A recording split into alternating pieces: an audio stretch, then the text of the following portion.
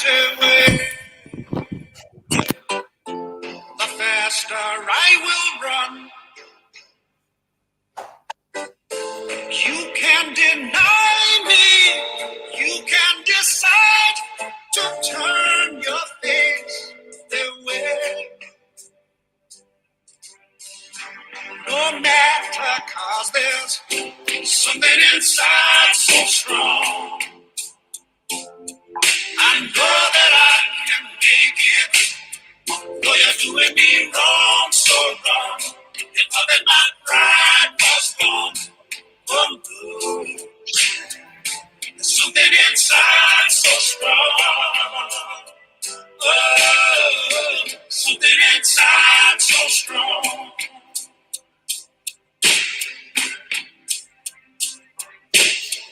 The more you refuse to hear my voice, the louder I will sing. Happy? You hide behind walls of Jericho.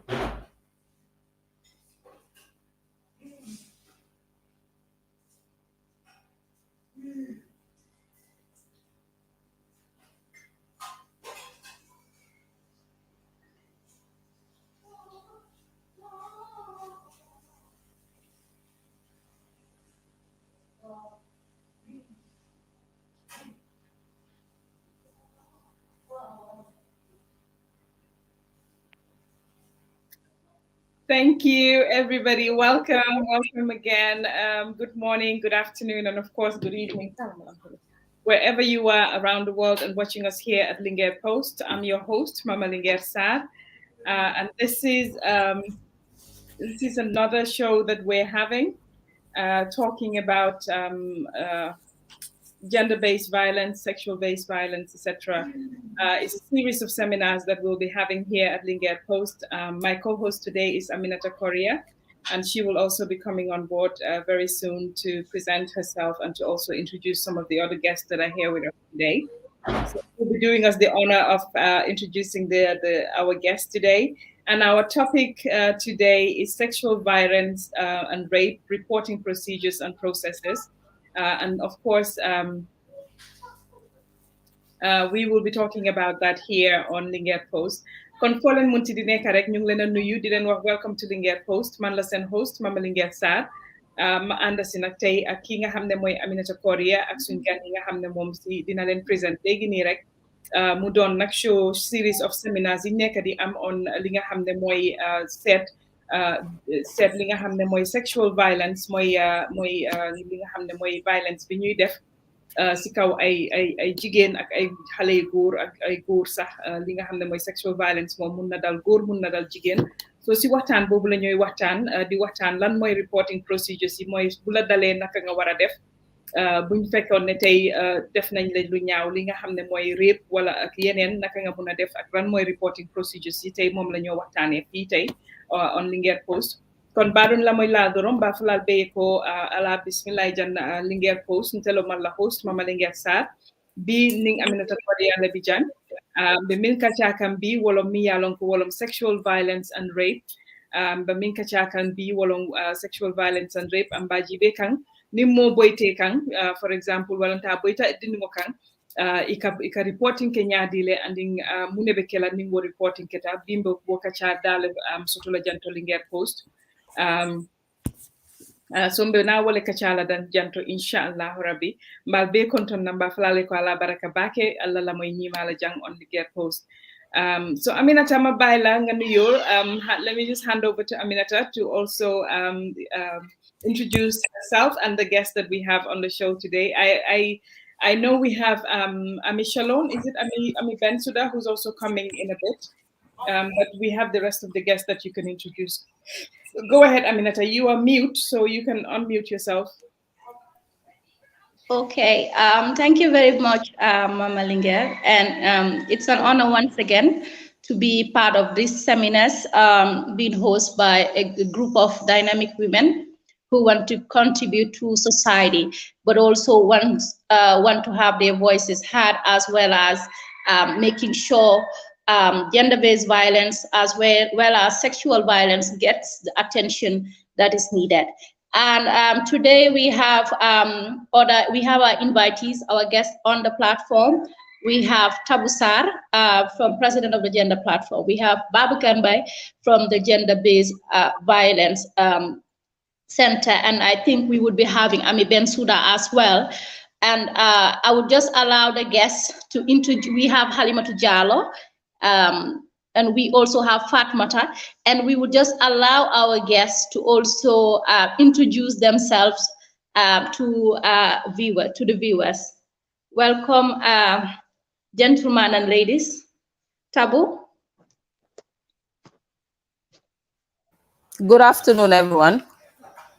My name is Tabu Njie Sarr. I'm the president of the Gender Platform, Women's Rights Manager Action Aid, outgoing president of the Gender Platform. Okay, thank you, Tabu. Can we have Babukar? Babukar, you're welcome on the platform. All right, thank you very much. Good afternoon from the Gambia to these wonderful ladies that I share this platform with, and most especially to my wife, Tabu Sarr. I am really happy to share this platform with you, and most especially the topic itself. And then I am Babu Kanbai from the Network Against Gender-Based Violence as the program officer. I thank you all.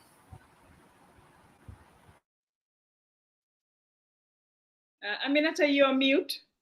Yes, Halimatu Jallow, welcome on the platform. Halimatu, are you with us? Hello, good afternoon. Yeah, afternoon, Halimatu. I am Halimatu. I'm a senior nursing officer. I'm also just I'm not among your panelists. I'm an observer. Thank you. Thank you, Halimatu. Do we still have Fatmata online? No, I think she's gone, but she'll be back soon. Okay, we will be having Ami Bensouda later on in the show. And as I said, once again, Tabu and Babukar, welcome once again, and thank you for joining us. And as you know, we have had series of seminars in regards to gender-based violence, especially sexual violence. And today the topic is on sexual violence and rape and process and procedure. As to what are the first processes and procedure that needs to be done, and as service providers, what is the first process and procedure when one comes to report or how these cases are treated? Tabu? Yeah, I think today we're lucky to have Tabu and Babukar here. So, you know, I'm sure we're going to have a very productive discussion. But we can start with Tabu in terms of her role in the whole process, especially with reporting and the processes that she has observed in Gambia. And then, you know, I have a very interesting question for Babukar as well, because we don't see a lot of male figures within the gender fight. And we are fortunate to have people like Babukar, people like Madi Jabati and others also, very strong men who are also very much advocating again for the end in against gender-based violence, etc. So it will be very interesting to hear from them as well. But if we can start with you, Tabu, what are some of your observations on gender-based violence in Gambia? A lot of people will say that it doesn't exist. Children or women are not, or even the male child is not being raped. And that also the reporting procedures as well are very problematic, and trying to prove rape is also very problematic. So maybe you could come in from there. Thank you very much, Mama Linger, and good afternoon to everyone. Thank you. Good afternoon to my husband, Babuka. Mang la nuyo nuyo bur. Okay. Tarbi yu ko comme Mouriti Baye Fall. Man buga na lolu ci jigen. Okay. Thank you very much, and I'm really happy that I am part of this discussion. It is a very pertinent topic, and it is a topic that I am very passionate about. And I have to say that I think people have come to realize that sexual and gender-based violence do exist. And it's not only limited to women. It is also, boys are also survivors of sexual and gender-based violence. Seeing that we have seen more cases coming up now. And there are laid down processes and procedures. And most of the work that we do is on the preventive side as civil society organization. But it depends on where the victim or the survivor finds himself or herself. There are laid down structures, as I said, for reporting purposes at community level and also at national level. And our role, as I said, we only advocate for services to be provided to these survivors. And most of the services that we advocate for are medical services. That is, if a survivor is raped, to ensure that there are quality medical survivors in place, but also legal assistance. And medical survivors, I mean, at the hospital center or a health center premises, to ensure that there are adequate resources in terms of medical medication that the survivor needs, in terms of taking evidence. If a girl child is raped or a boy child is raped, we always ensure that there are adequate medical support so that evidences can be kept, rather than having the girl given a bath or clean. And when we go to community level, we always advocate that if a girl child or a boy child or anybody is raped, we always advise not to clean.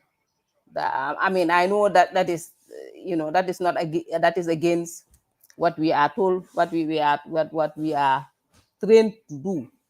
But if cleaning or giving birth or whatever takes place, the evidence is lost. So normally, if it is at community level, because of the sociocultural norms that govern us, secrecy and confidentiality is always a problem, because normally when it happens, people want to keep it under the carpet. But I think it has come to light that it is better to report, because if you report, you are not only exposing the perpetrator, but you are also saving other people from being raped, be it a girl child, because we always advocate that if you keep quiet, the perpetrator, you allow the perpetrator to do it to other people, and eventually you yourself might not be safe.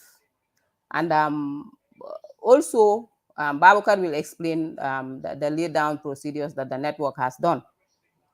But we have the Bajeni Goh, whom we always bring along when we do our training, our awareness raising, to ensure that the Bajeni Goh is always informed. But of course, Gambia is a small country, and if you tell one person a secret such as rape, because rape is something that we don't talk about. If you tell it to a person, you will know that everybody around in the community will know who is raped, whose child is raped, and it will be a much talk about issue. And people don't want to attach themselves to anything that will degrade the family name. So most of the time it's kept quiet. It is under the carpet. It is not reported. Most cases take place, and the underreported cases are more than the reported cases. And also during our advocacy or during our training, people will always say, of course, yes, we want to report. But when we report, the procedure at the security level, meaning I mean police, at the police, because obviously the police will get to know. Sometimes even the police are the ones that take these cases to hospitals, not the family itself. When it gets to the police, most will complain that it takes longer with the police, and sometimes, and this is not investigated, this is just hearsay, and that the police will be bribed, and then the case will be killed. These are issues that we are always confronted with as sexual and gender-based violence advocates. That cases are killed because most of the survivors do not come from families that have enough to settle these cases. But then we always advocate for psychosocial support as well. And these are support that is given by counselors. And they are also at community level, because the Bajani Goch or the Tundo Binkos are always trained on counseling services to build their skills in counseling, so that they will be able to support these survivors who will happen to live with this trauma for a very long time if medical support is not given. So you have the one-stop centers, as I said, that Babukar will talk about. And in these one-stop centers, we have the packages that I have said. But at community level, these are the structures that we have, that we always work with to ensure that survivors at community level are given the maximum support that they require. Sexual and gender-based violence, as I said, it is now being talked about. And I know that religious leaders were also trained, and some of them, especially the imams, they do bring it in their sermons to ensure that people are sensitized, because they have a good following. So these are the laid down procedures that we have at community level. At national level, it comes in different forms as well. It's not only at the hospital that we have some procedures, but also with legal teams. What I mean is that if a survivor happens to take the case to another level, for example, if the person wants to take it to the court level, we also have legal assistants that are being supported to help in the investigation team, but that is at another level. With the investigation team, there are laid down procedures, and a handbook has been produced for them to use to help them in their investigation. I'll stop here for now, because it's a very it's a very passionate topic that I really enjoy talking about. But I'll allow Babukar to also say something about what the network has in place. And when I mean the network, it's in association with ActionAid. At ActionAid level, we have an order reporting procedure, because we work with partners, and most of our programs, we ensure that sexual exploitation and abuse and harassment are mainstreamed into our program. So therefore, we have, at organizational level, we have our own reporting procedures. And now I have seen that most organizations do include sexual and gender-based violence in their programs and projects, because it is something that always come up by virtue of the fact that we are, human beings are political beings, and we interact. And because we interact, some people exploit their position of power to use sexual advances in any forms. So I'll stop here for now, and look forward to future questions. Thank you.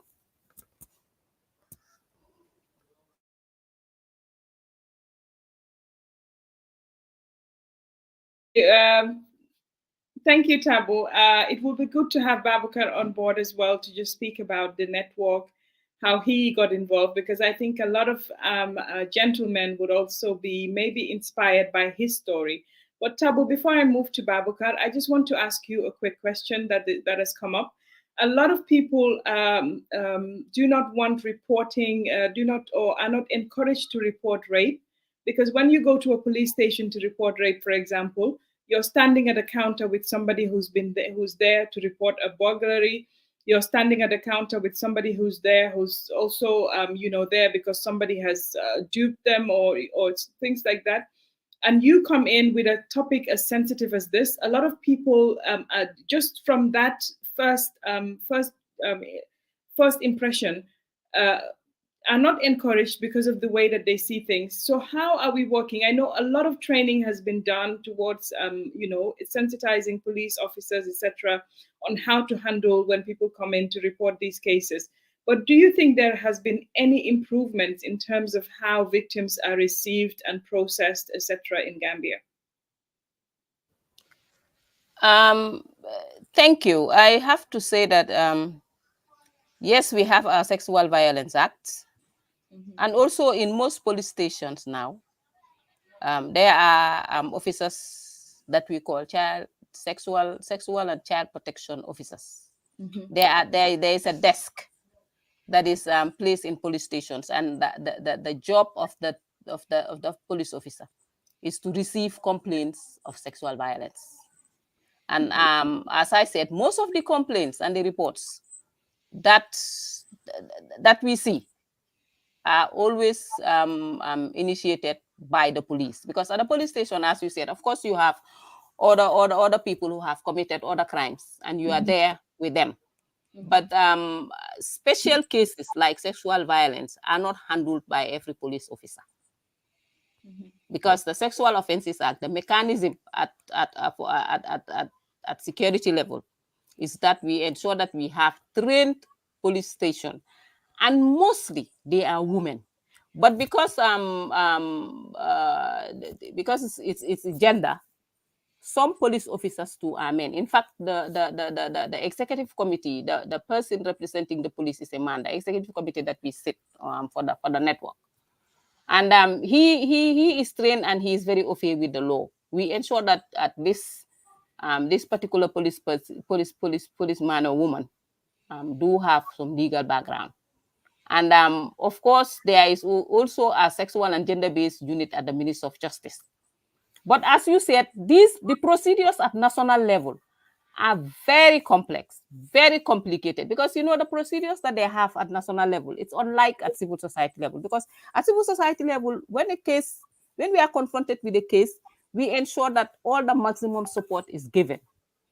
We ensure that you get the psychosocial support that you require by bringing in our partners, because we work with partners. We don't have all the necessary resources. So the best way that we can is to harness our efforts together, so that we can give support to the survivor. I'm not sure what happens at the police level, but most of the complaints that we receive, why people don't report, it's because, as I said earlier on, people in the police, and I can say that this is just hearsay. We do not have any evidence that a case is killed because a policewoman or a policeman is bribed. We don't know, but these are complaints that we are confronted with when we go to the community to sensitize, because we always encourage reporting. But also the mechanism is complicated enough as well. It's only at the one-stop centers that you have all this support as one. But apart from that, if it happens at community level, it's the Bajanigoh that is contacted. And the Bajanigoh, we encourage the Bajanigoh to go to the police to complain. The channel of communication, channel of reporting is too long as well. Because by the time you reach even to the police station, everybody in the village must have known that something has happened to child A or child B. It is all over.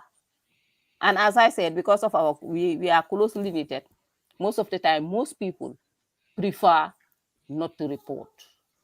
And most cases are withdrawn from courts as well, because the court case keep dragging.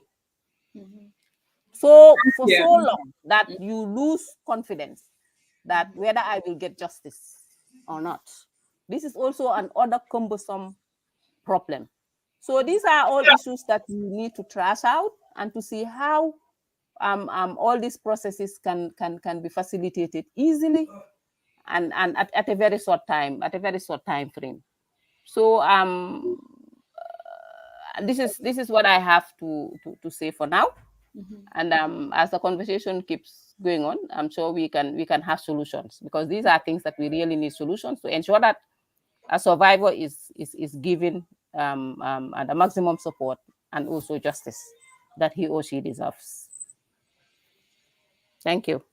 Thank you, Tabo.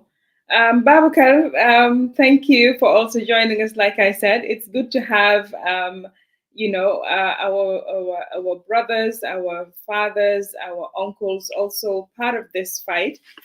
So it's good to have you, because they're always telling us, oh, we're always seeing just us, just you women talking about gender-based violence, etc.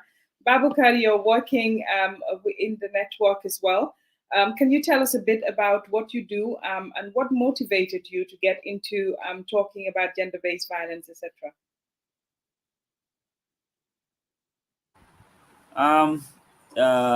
Thank you very much, Ma'am Linger, and then to the panelists, and also to my wonderful wife that made a very good deliberation with regards to the issues that we are discussing today. As he said earlier on, sexual and gender-based violence in the Gambia, it's still not to the standard that we expect it to go. And then starting with your first question, which is what inspired me to be advocating for issues of sexual and gender-based violence as a man in the Gambia, is looking into the prevalent rate, and then the people that are vulnerable. For instance, if we get to my family, I am the only male child. All my siblings are female, and they're sex in number. And then not basically, and then one of them turned out to be a victim of sexual and gender-based violence, but which really empowered me more than I ever do. But I also see the field as an area of development, because when women are developed, when women are capacitated, when women are given the required opportunity that they deserve, is a way forward for everybody. To every household that is shared by a man and a woman, if both parties are playing the same role to make sure that it brings down to the development of the family, it's an achievement for the whole family. It's developing women is developing a whole nation, because it's beyond just the woman herself. Looking into it, but even when we were young, we've been brought up by women, so we almost take 95, or I could say 75% of their way of life, their behavior, and the things that they taught us. um, Most profoundly in the Gambia, where men will go out as early as 7 a.m. and come back as late as 10 p.m. You will see all the contact hours that you're gonna have, it's been given to you by a man, by a woman, sorry. And then moving from that, you get to realize too, the man himself will actually, when he comes back, is more of waiting for some certain time and then go back to bed, and the morning you leave again. So most of these contact hours you have with women, and they mold you into the kind of person that they want you to be.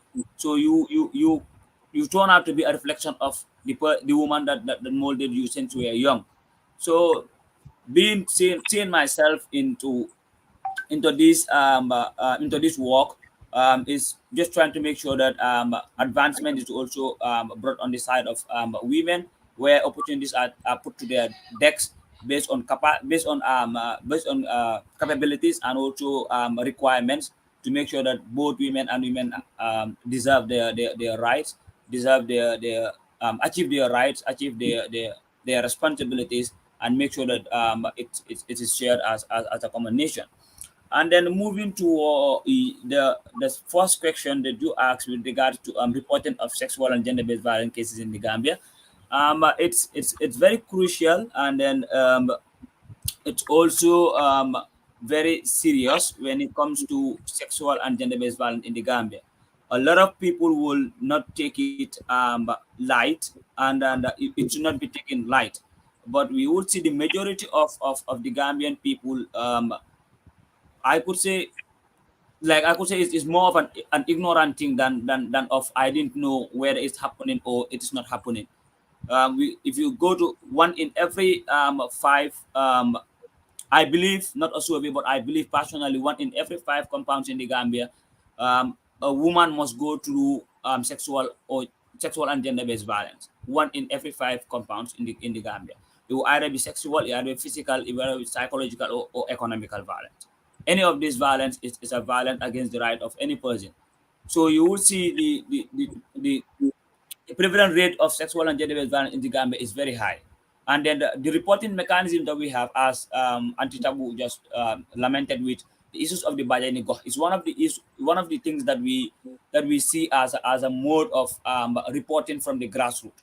Because in your reporting these cases, I know we all have our areas of we all have our trustees and our individual family members that we still believe in. But we also decided to bring this idea of the Bajanigo that would responsible for the whole go. But reporting of sexual and gender-based violence cases have to start from the family level.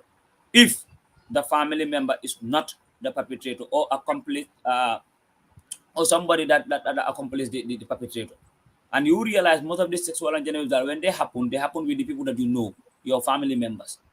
It's either be the father, either be the uncle, either be the brother. Those are the people that would perpetrate this violence on you. So when these things happen, but the family members are more likely not to be in a better position for you to report these cases too, because if you report it, they will masla it. They will not take it up. It will not go up. They will call family meeting, and every bajan yumpany and then uncle will come over there and just come and sit. We discuss it over the night. It ends there, and the survivor will forever live with this trauma, and the perpetrator will And then the perpetrator, what is even worse is that the perpetrator will keep doing it again. exactly, and will share the same compound with the same survivor inside the same compound, and they will continue doing it and be using threats, be using coercions to make sure that you just shut your mouth up in that house. So it is difficult for survivors in this country. So the other step of reporting period, the reporting mechanism that we brought up is looking into the village development committee, like because the committee comprises of different stakeholders within the community, including a representative from the imam, the alcalo cabinet, the imam cabinet, the youths, and the teachers, and also the parents, and also the younger ones. So each of these will have a representative there to make sure that when these issues are brought up, it is tackled at the standard level, and then you proceed, because we don't also want them to be taking responsibility of going as far as the areas that they didn't have more knowledge to control these cases, especially issues of sexual based gender-based violence. You cannot call a VDC meeting and say Binta Luko Dalfani. Who are you to discuss about Binta Luko Dalfani? Your responsibility as a VDC chairperson is to make sure that the issue is being taken to the law enforcement agencies. So this is what we advocate for anytime we go to the communities. We tell them, you are not responsible to be taking care of these cases. They are sensitive. They are not for you. You cannot be discussing about it, and tomorrow when the survivor is out, every Tom, Dick, and Harry will be pointing fingers. The traumatization to survivors of sexual and gender violence in this country is by day. Every day you wake up from your bed, you go out with that and go back to your bed with that. On the media, wherever you touch, everybody will talk about you. On the media, on the street, in the markets, even at home. So survivors will tend to, we will be going through all this. So the next reporting mechanism that we also want, there's the Alcalos area, where is also another hierarchy within the local government authorities.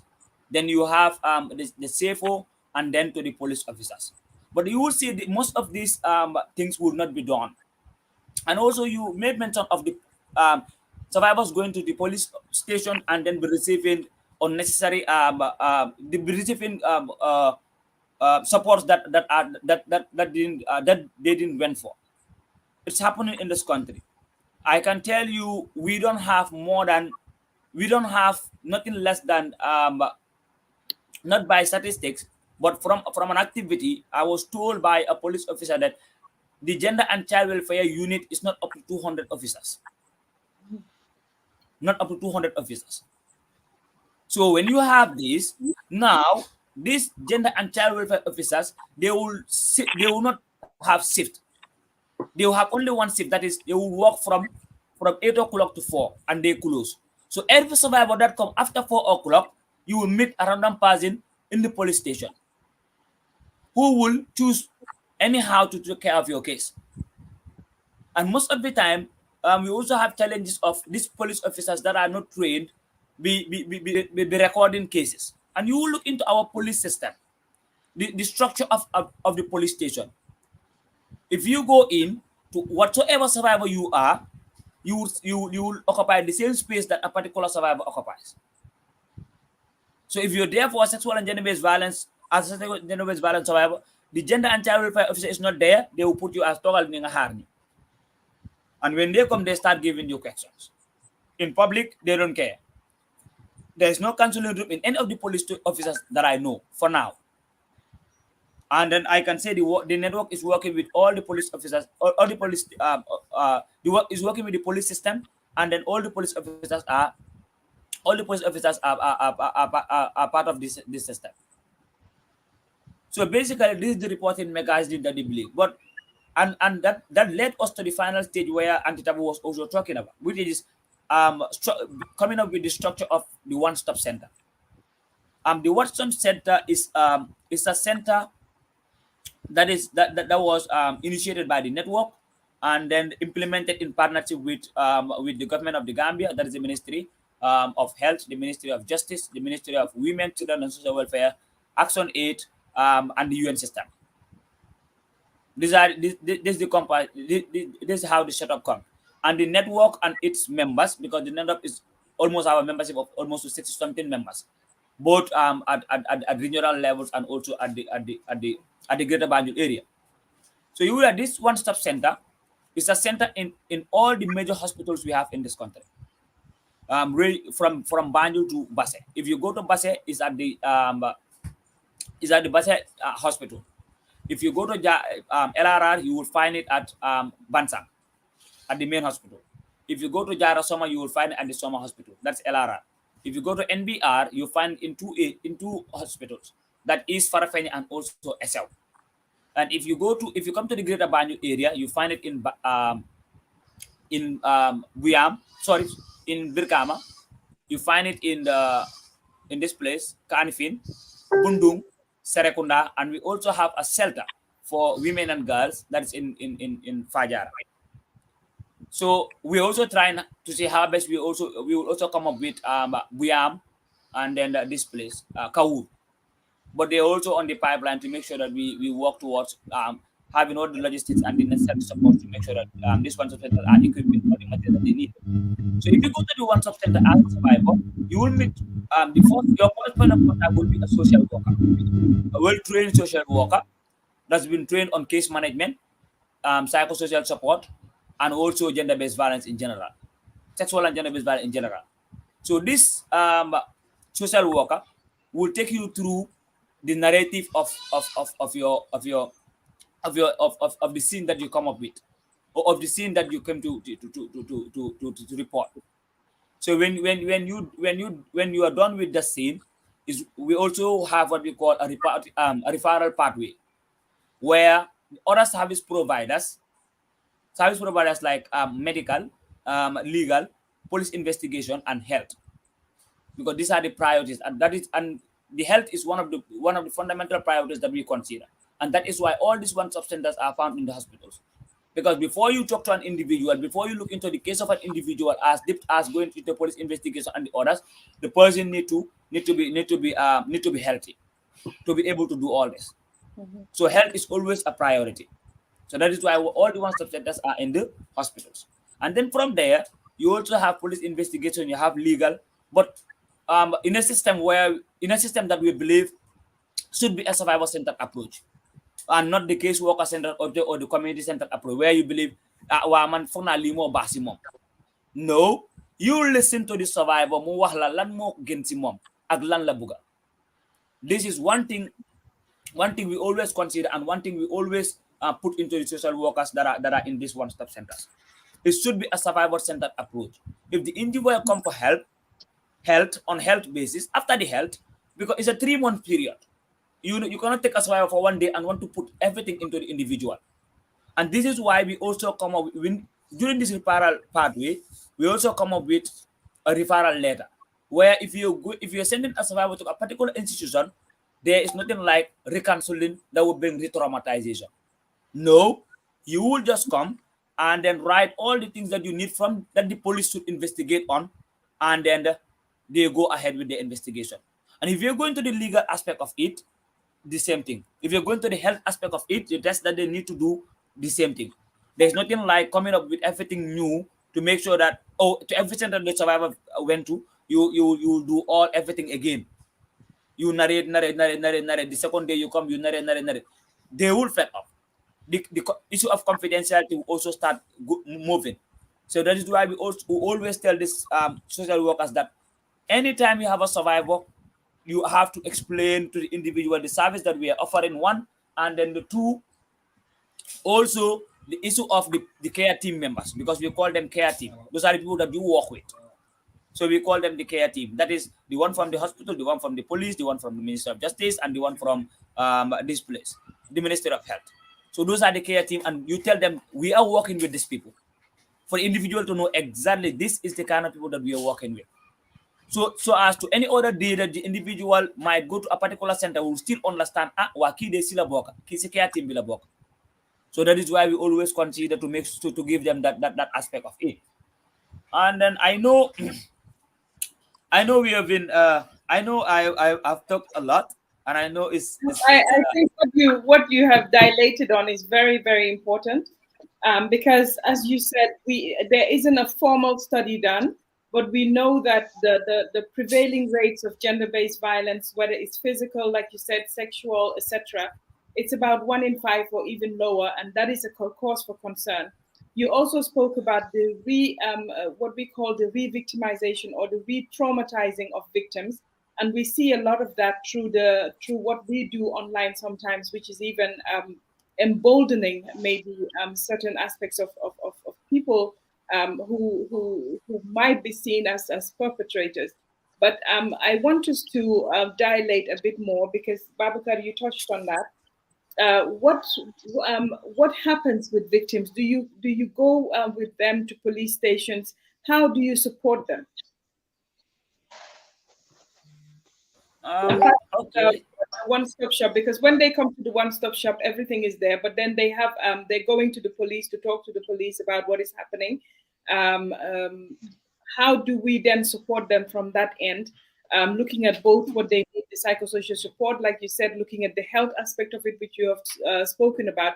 But when it gets to the police, Tabu has dilated on the slow pace of justice that doesn't help the victims or the accused.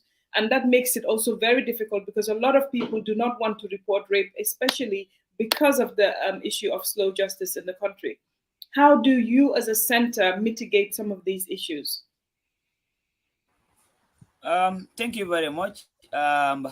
Yeah, as you rightly mentioned, it's still a cause of concern, and it's a collective responsibility where each and every one of us have to play in one way or the other to make sure that we mitigate these issues.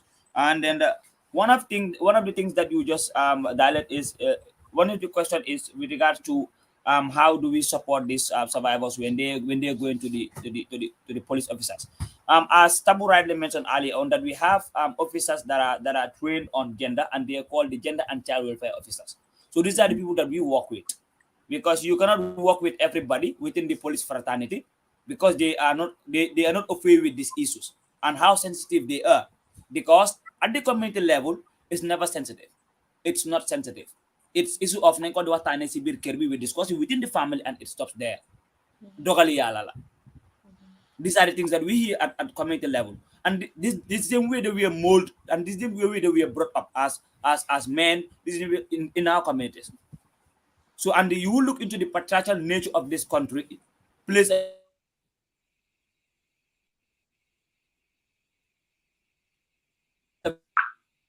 very vital support, we always contact the, because we to every station in this country we have the a contact number of the gender and child welfare officer.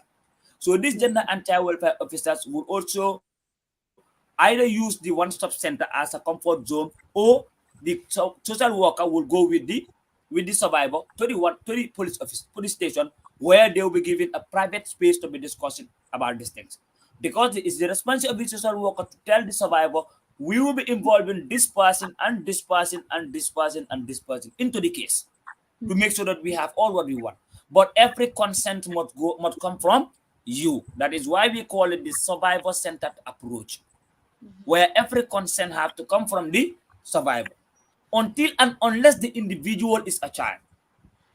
If the individual is a child below the age of 18, where we have mandatory reporting, there you are mandated as the social worker by legal grounds and to any individual in this country based on legal. I know somebody will come from the legal aspect, so in which I do not want to go in deep, because it's complicated.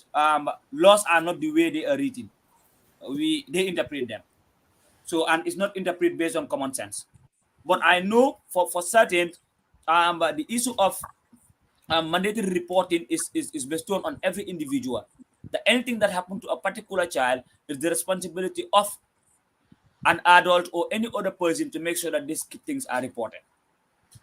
So there, the survivor-centered approach will also change some measures, but still respecting the confidentiality of the survivor.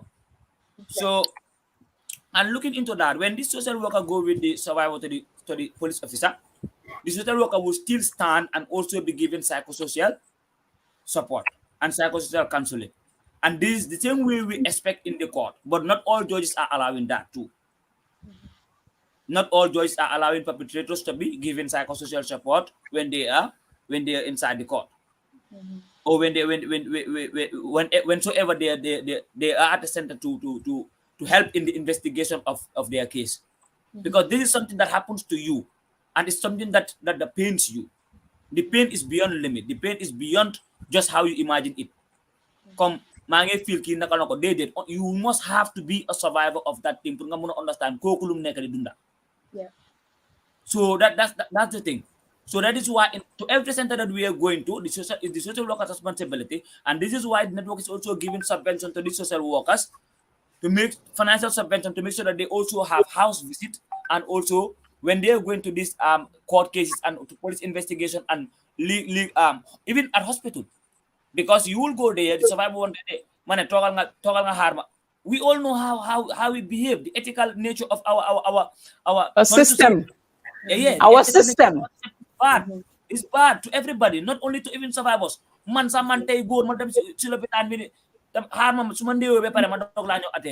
cannot do anything about it. Situation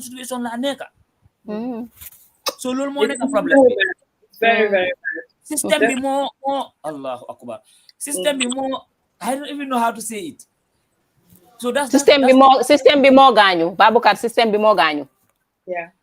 And unfortunately, it's failing a lot of people, both the victims and even people who are accused. Exactly. Yeah. So why at all times we also make sure that the survivor with access.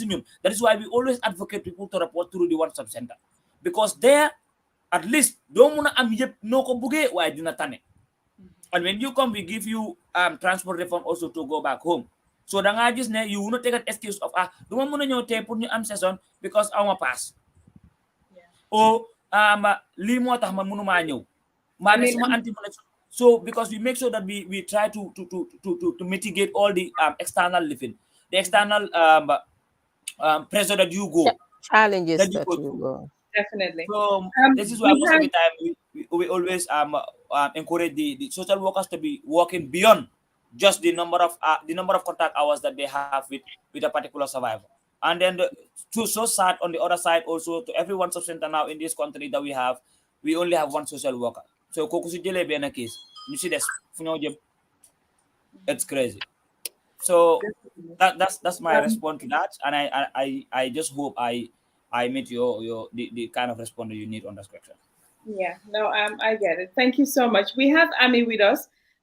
She's finally joined. Can I ask him something before we go? Yeah, I just All wanted right, to no problem.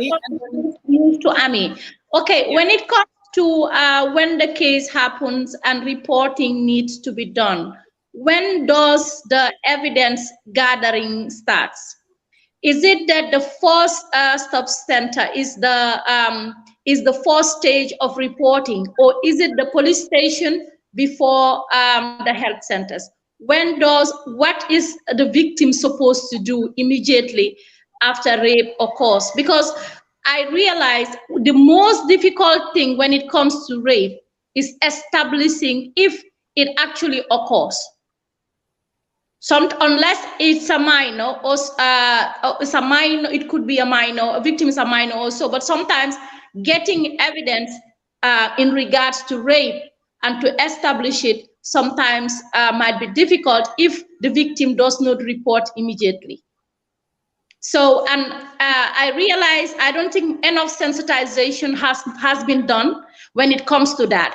Do we have this information out there everywhere in most of our media houses to make sure that even everyone, including young people and women, know where to go and what to do when you sexually assaulted? Thank you. Yes, Thank I you very think much. Okay. Oh, okay. Go ahead. Okay, and come in. Okay, all right. The evidence is normally gathered at the hospital.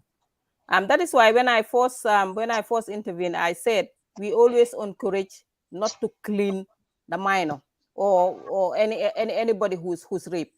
Normally, a minor is accompanied by someone to the hospital. We always encourage the hospital should be the first stop. But most of the time, because of our surrounding and how related we are, and sometimes the perpetrator is a relative that you don't want it. Most of the time people will encourage you to go to the police, because at one stop centers, when we go for our monitoring, normally most cases that are recorded is the majority are from the police. The police will take the person to the hospitals. At home, the first thing that people do is, as soon as it happens, the minor is given a bath, and then the evidence is lost. So even if you go to hospital or anywhere, to get the evidence is always a problem. And sometimes we always encourage to keep the clothes, because sometimes you can have the evidence from the clothes. But as I said, and Babukar has alluded, our system is not sophisticated enough to get all this. So what we normally do is the body, where the rape takes place. I mean, the vagina is where the evidence is normally got from. So really, we do tell the reporting procedures are always people are always sensitized on this. Frankly speaking, people are always told where to go to when it happens. The hospital, first of all, go to the hospital. That should be the first place, so that evidence can be gathered. But Tabu, if we do not have the forensic labs that we're talking about to analyze DNA of the person that perhaps did the rape, in terms of the sperm that was left behind, how do we help victims in proving their cases in court? I'm sorry, I'll get to you in just a moment. We did a follow-up question, and now it's leading to another question. But I know. 1 minute, yeah. Ami. Tabu, if you can just wrap this up very quickly so I can get to Ami. She's been waiting to also come in. Okay. But I know we do. How do you help victims? Because obviously you need to prove rape is very difficult, especially in Gambia.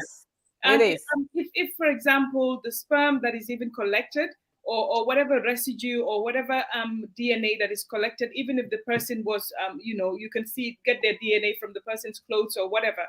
If that DNA is not processed properly, how do rape victims prove their court or their case in court? How can we help them to do that?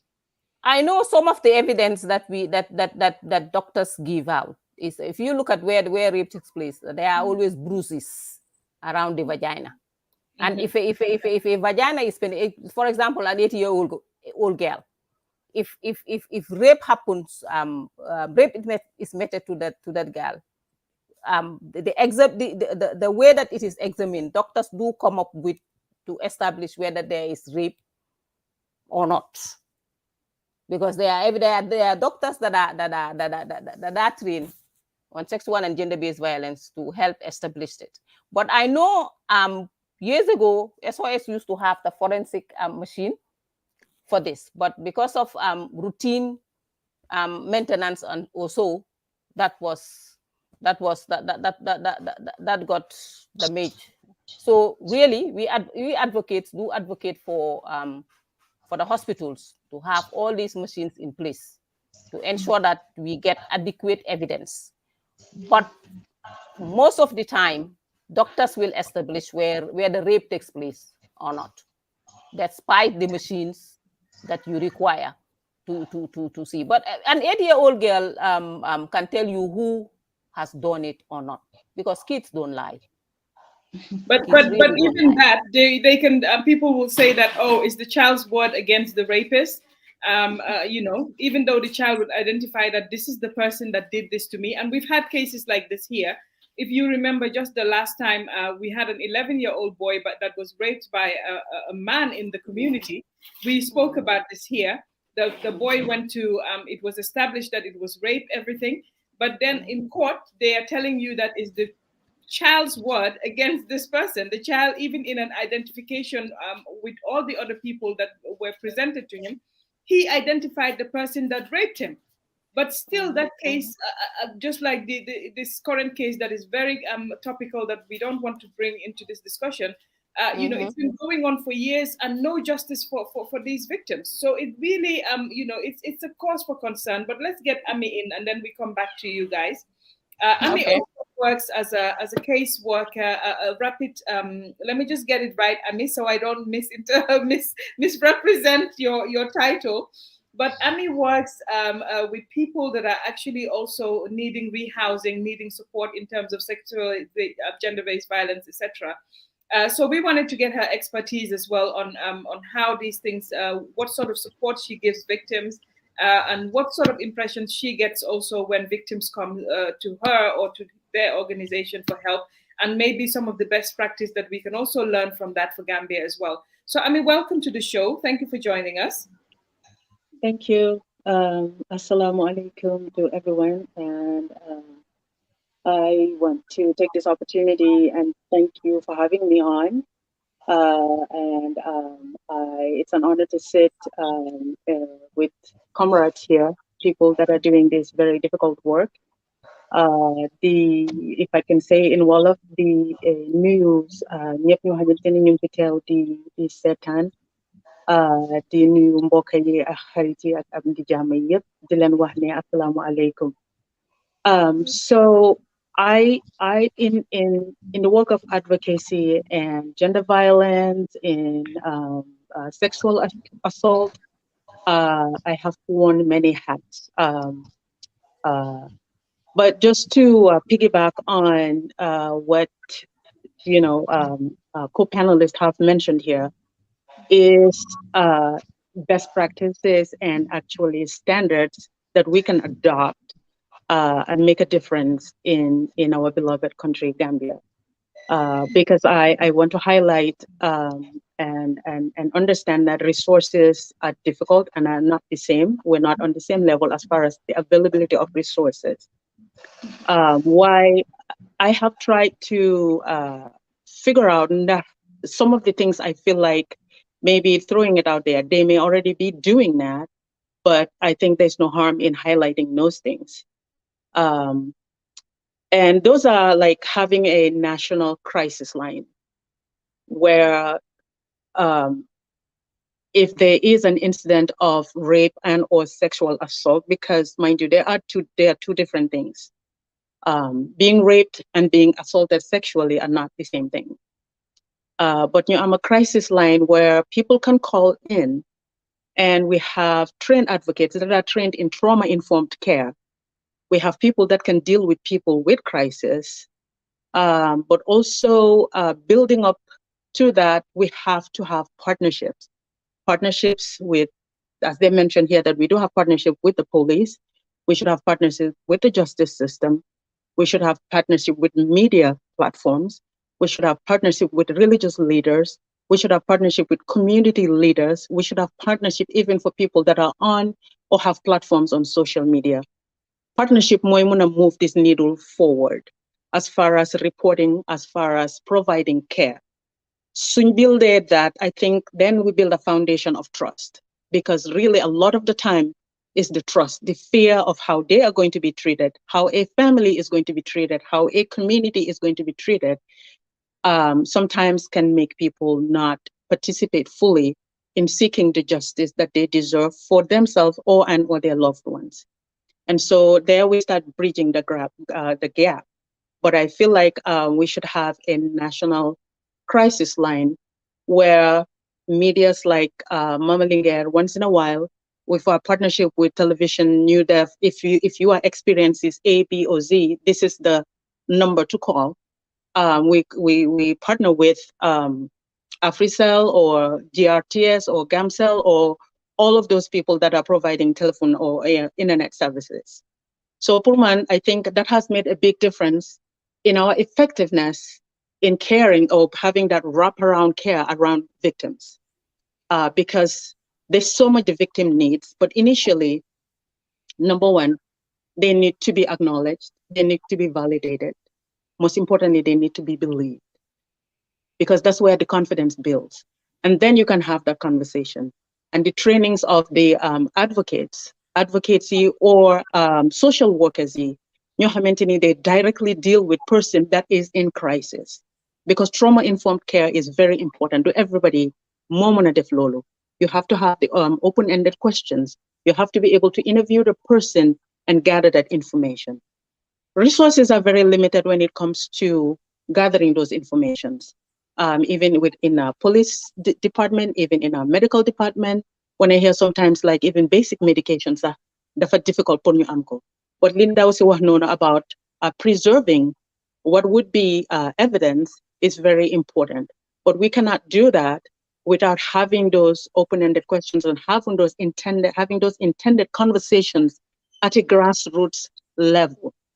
We can do our part on up here, on social media, on TV and all that, but really to make an intended impact, we have to roll our sleeves and we have to keep going and going back and going back and going back until we build trust.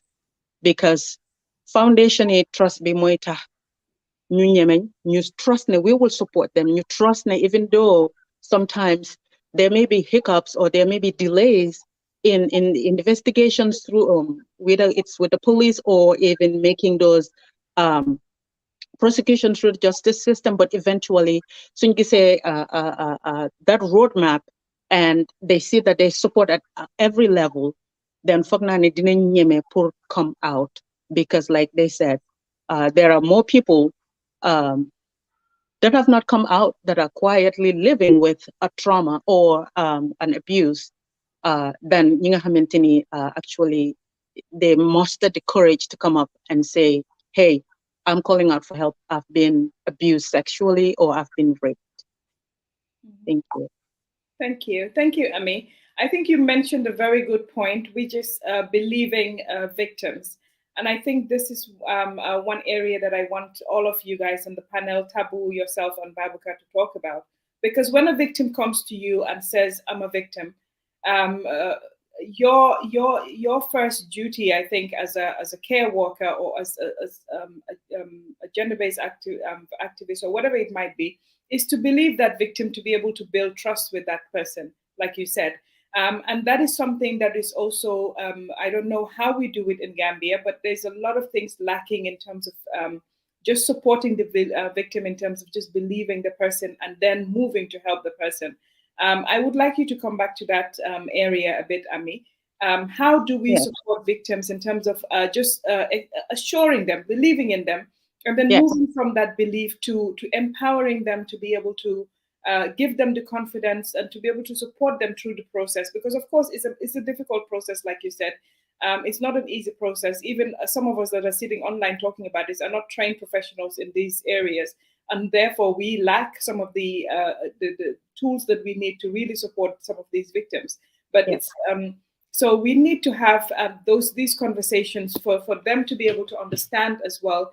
How do we work with them in terms of just believing them, just supporting them through the process, difficult process that they will go through, especially in Africa, because I think it's much easier in the US where you know there's not a lot of social stigma and taboo attached to some of these things. But in a community like the Gambia, how do we deal with victims in terms of belief and in terms of support? Yeah.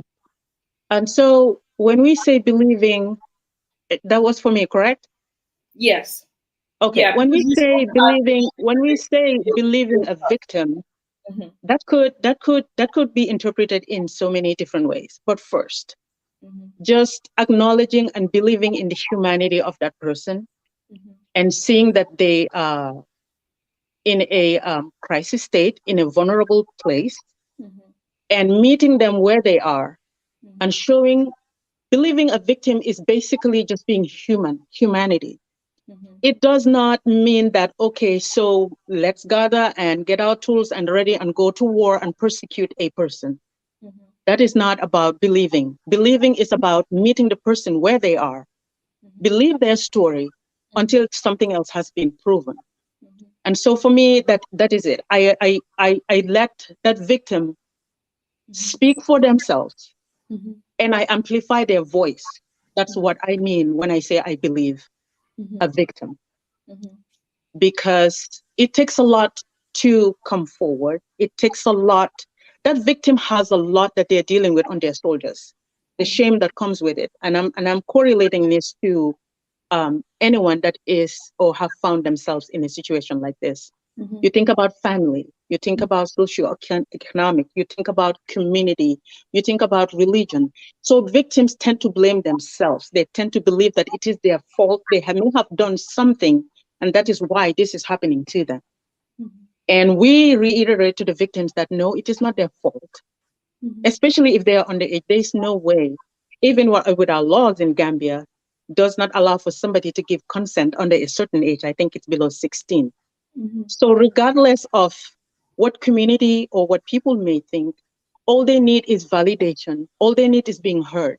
The best way to support a victim, in my opinion, is actually by listening. mhm, You listen to them and then amplify their voice.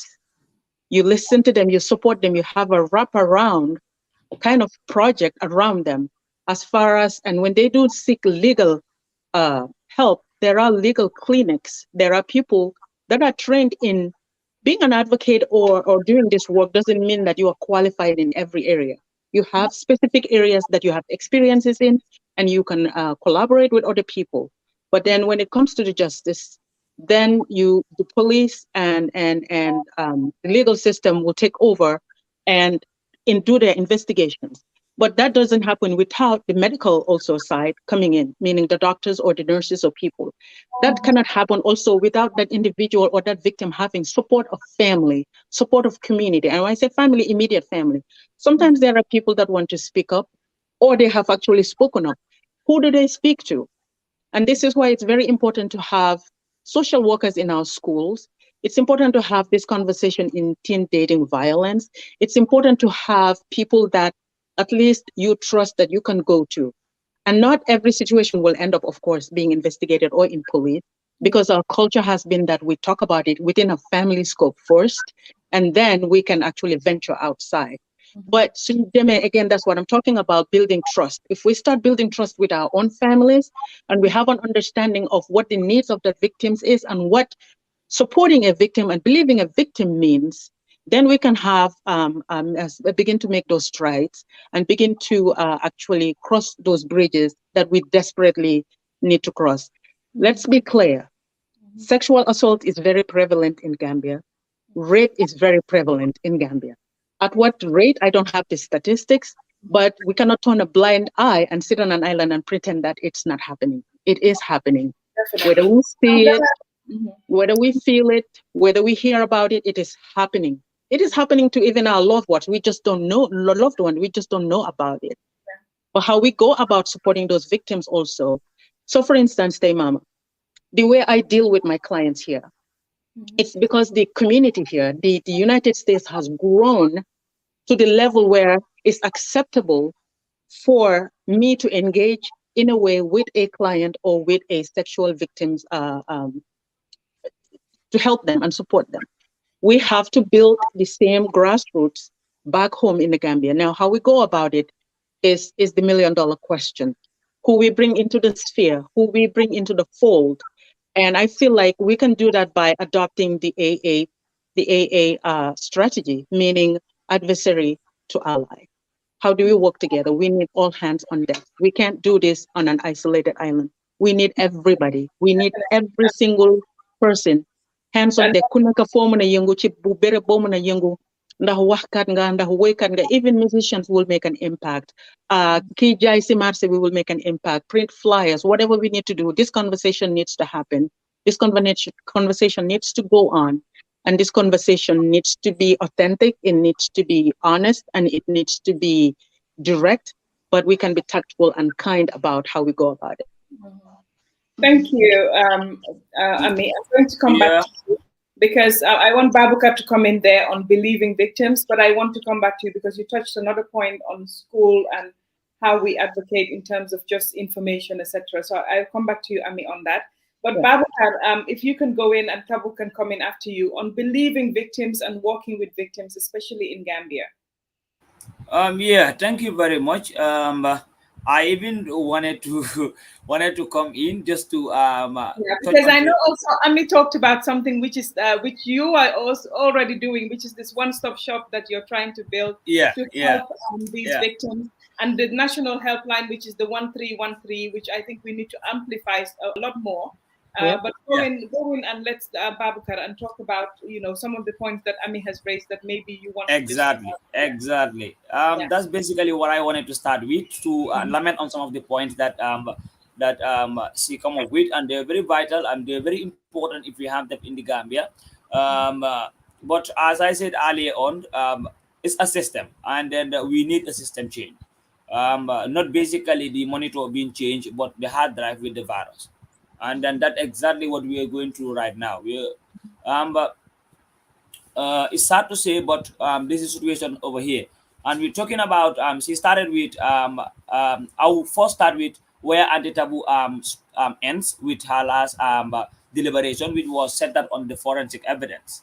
Looking into it, it's sad to say, but we don't have a forensic lab, and in which is part of the challenges that is currently hindering even the current case that we have, where even a simple DNA, we have to travel from one country to another to make sure that we do it. We can collect samples, but we cannot vet it. We cannot verify the fact that okay, this and this and this and this is what we don't have the lab, and it's part of the main challenges. Why is what is also hindering us on that aspect.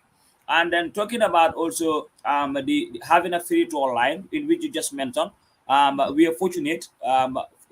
Not long ago, a year now, I could say, that we, network with partners are running a toll-free line of 1313, which is free to every GSM operator, and then the children line is 199. We also have a child reporting toll line that is 199, and then the 133 is for general sexual and gender-based violence, even with cases of children.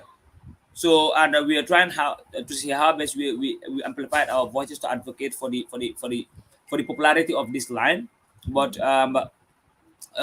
we're still constrained with funding and so on.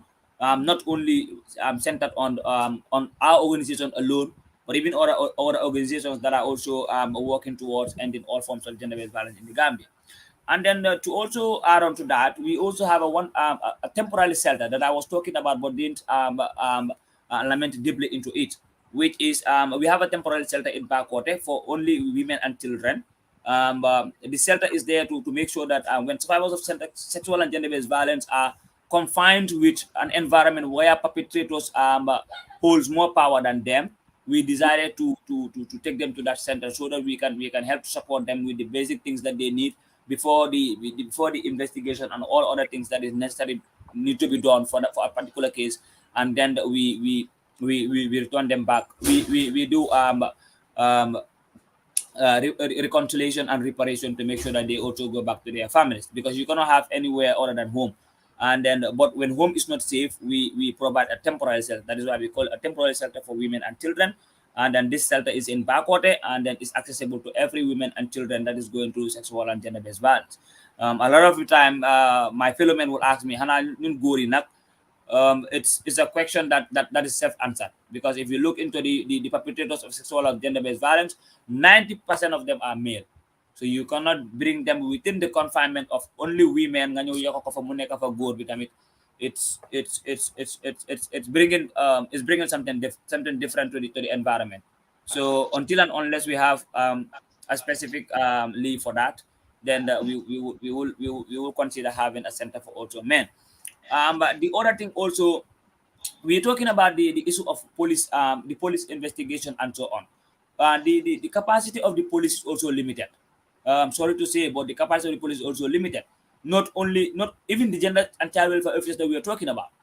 Some have been trained, but still we are having challenges, so many challenges when it comes to taking care of these cases, because the case management procedure is very tense. It's not just something that you just have to take it light. Come, okay, and then it's no. We have standard operating procedure that we developed. It's called the SOP that we developed in dealing with cases of sexual and gender-based violence. That has been trained with both the healthcare workers, the police officer, the legal, and also the one sub-center social worker that is there. So that is the standard operating procedure that you need to take. Just as my lady was saying with regards to considering it to be a survivor-centered approach where you don't need to impose, but you will look into the training modality of the police. What they will tell you is your word is to stand in front of the public. So you need to be that person that should be more of an autocratic person than somebody that discourses. It's not happening with most of these gender and child welfare that are oftenly working with us, but we still have some that are yet to be capacitized. The human response is also limited, the capacity also limited. So it's another bigger challenge that we need to overcome as a community. And then with regards to also having forensic evidence aside using medical materials and so on, but we also train police medical officers on the case management of sexual and gender-based violence, the clinical guideline on the case management of physical sexual and gender-based violence. So these medical officers are trained based on that. So wherein they can also need to look into some of these physical evidences that wouldn't even need a machine. You come and see a survivor, bruise. You are seeing blood coming out to the individual's private part. What do you need a machine for? Identify the perpetrator and let justice take its steps.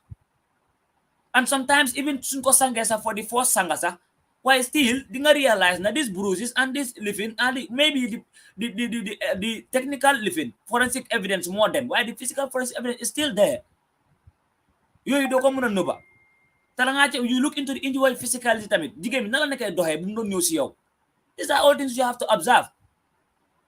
So that is why we train them on this clinical management of the clinical guideline of sexual management of sexual and gender-based violence cases. And most of these doctors and the nurses that we are working with are okay with these things.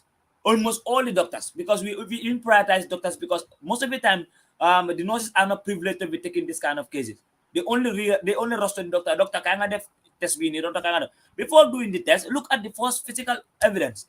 Then you call the office. Then you call the police. When the police come, guys, tell you known either through a snap with the consent of the survivor, always with the consent of the survivor. If the survivor said, okay, danga bukan natal part bisuma yaram, bukan natal, or you explain to the person how relevant that natal will serve in making sure I'm justice. Tilum sohla. Why if bukan they go natal by force because you know ko natal dafa li. Dafa what? So our approach also counts in survivors going retaliating in reporting and also taking care of cases of sexual gender-based violence. And the final part, Bunglal, in which is we really work as a network, because if you hear the network, you will know it's a component of different stakeholders, not only one. And that is the area of partnership. Our partnership is unlimited. whosoever from everywhere in the world you want to partner and support us, we take it in good faith. We collaborate, we support. We are working with all the organizations that are dealing with sexual and gender-based violence in this country. All. Ranging from women rights activists, women-led organizations, even community-based organizations, even YAI companies and so on. They register with the network. And when you register with the network, you have an opportunity to make sure that you make it easy. And then the one-stop center care team members also receive cases. It's not basically by force all cases to directly rush to the one-stop center. Some of these one-stop centers are not even close to these communities. So they might have another living. You know somebody from the Ministry of Justice, call the person, link that to the nearest support bomb. You know somebody from FLAG, that's the Female Lawyer Association. You know somebody from Think Young Women. You know somebody from the Girls Agenda. These are all our partners that are also taking cases. Not basically managing them and taking them to the next level, but linking you to the shortest place that you can have with the confidentiality you need in your case. So basically, and I think if we implement it around here, we have nice laws, we have nice policies, and we have everything beautiful for this country. The problem is implementation. Everybody will take a step back and then be crying for funds. Even organizations that are funded-based organizations, you see government officers crying for funds under those people. It's crazy. You tell a post officer, don't you barrel case mungi am fish, you naked you muna japal, I want mobility. General Lenyu rider. An office bunga amud rider. Amud rider, and office bunga general rider. Every time we are going to the communities, we need to hire a vehicle. So it's crazy. A lot of things need to be done. A lot of things need to change. So I will come back to your question, Boma like directly, because I'm going to lament on the issues you don't work. Then my answer will be in short, and we forge ahead. Mama, man dafa am ko bëggoon a laajte Mama. Waaw waaye tabu mu bëgg a dugg foofu ñu may tabu mu dugg rek balaa ñoo continuer. Well, he wants you to repeat your question before we move to Tabu. Kan la noonu? Babukar said something. Yeah, it's a direct question because I'm not going to living room don't clarify on what also we have in the ground. Wow, no. It was about believing victims. Because obviously you cannot work with somebody ko hamne believe loko. So nit ñëwé ne la ne man li moma dal ndax physically gis nga ko or ndax say but the way kooku ni mo mëna build confidence yow ba ñoo waxtaan ak yow ba yow pour nga jàppale ko pour ngeen go forward li ami doon wax bokk na si mu ne building trust mooy ne foog nga believe kooku noonu whether danga ko believe ba nga gis leneen loo xam ne moo laa won ne kii li moo wax du dëgga or whatever waaye at that point in time li ami doon waxtaan mooy ne believing victim so foofu laa bëggoon nga dugga si yow yaa tabu yëpp. At the network level, we have a zero-bot policy. Zero bot policy, where every staff of the network or every member of the network will sign a code of conduct. Like to say, no, fogna, no, nenko seta. Zero bot. Once you receive a survivor, the survivor is always right until legally proven.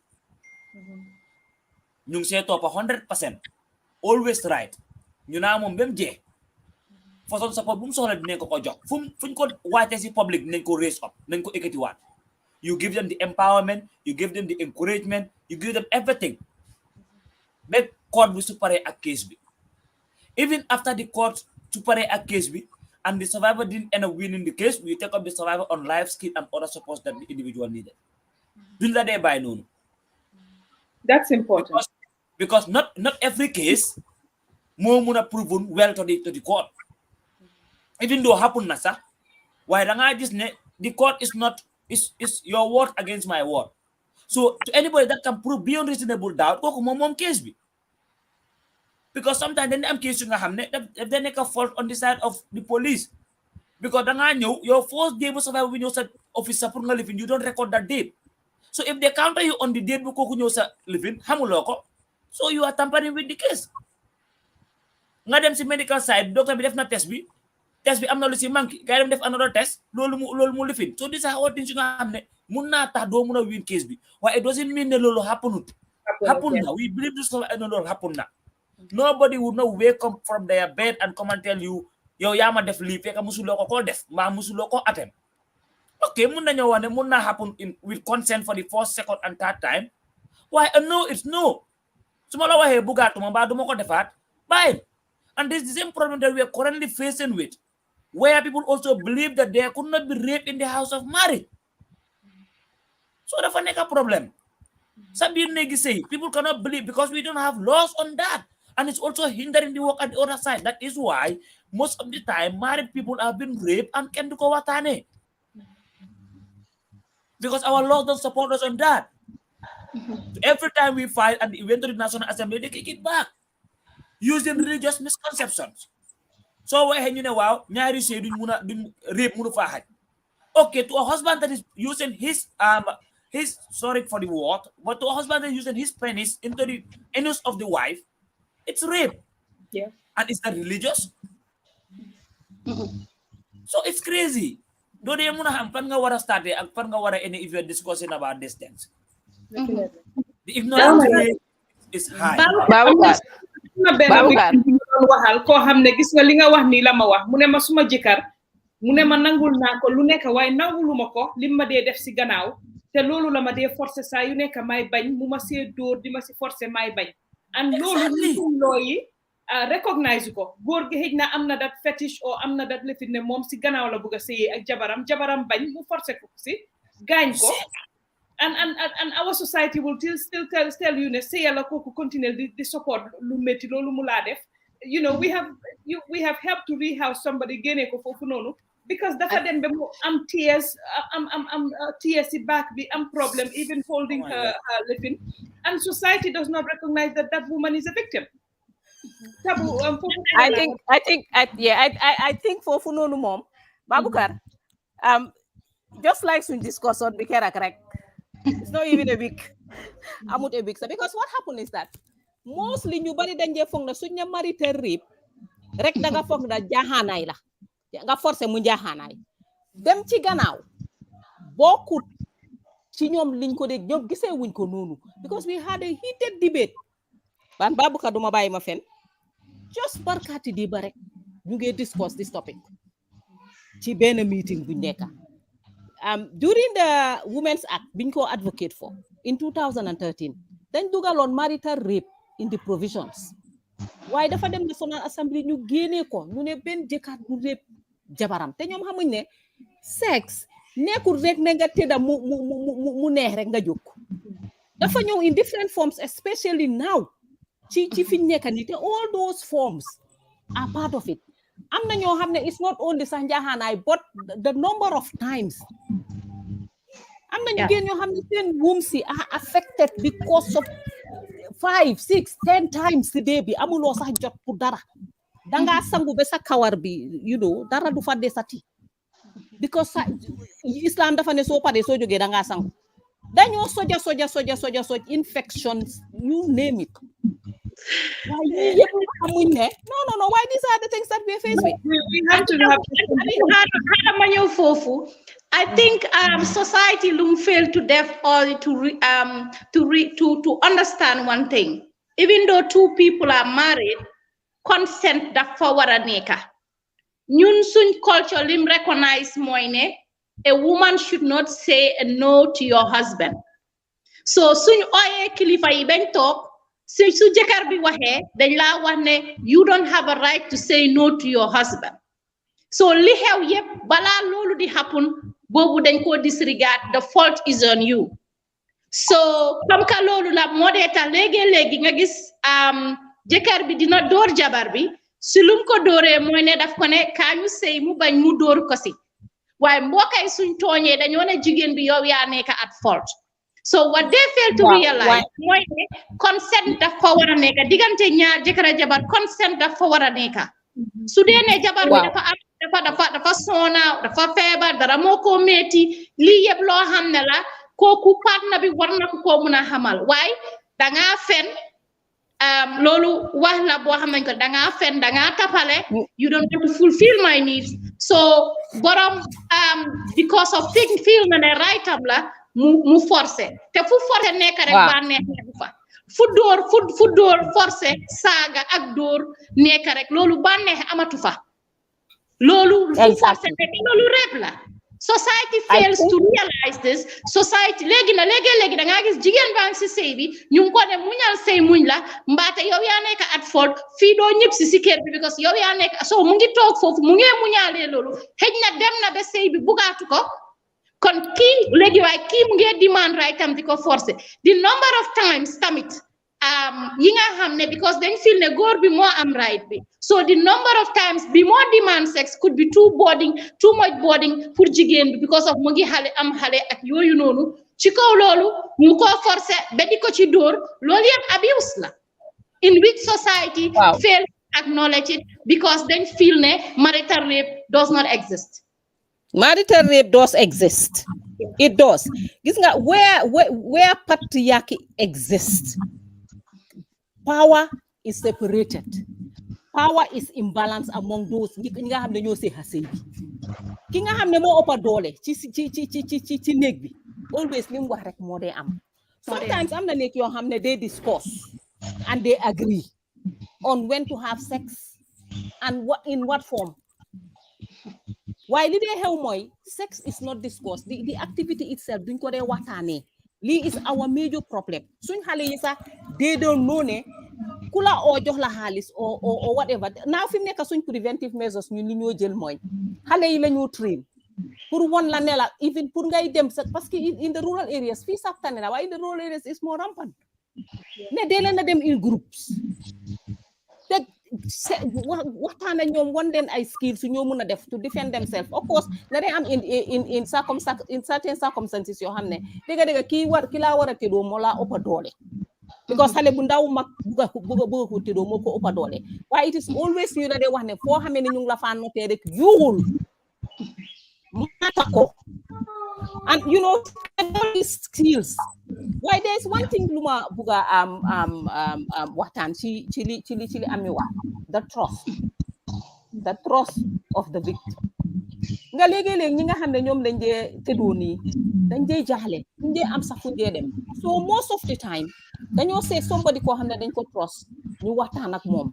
You know the procedures yiñ teg man especially the investigation panel the victim of rape kooku daf dee dem through traumatization stage buñ toll su demee lopitaan dañ ko dafa dem through because you have to be examined of course ñu laal foo xam ne dafa private ci yow ñu jël fa ay spécimens jël fa ay whatever jël ko denc ko o ñu yóbbu ko o yaa ngi gaañu ñu ngi la war a faj foofu noonu mu ngi gaañu ñu ngi la war a faj amuloo foo dawee pour dem xamuloo ndax sax yow you are infected with STIs ak ki la ko def ba pare nga dem ci investigation team bi man foofu noonu foofu la suma problème nekk because man whenever a survivor confronts me with this I know where my expertise stops.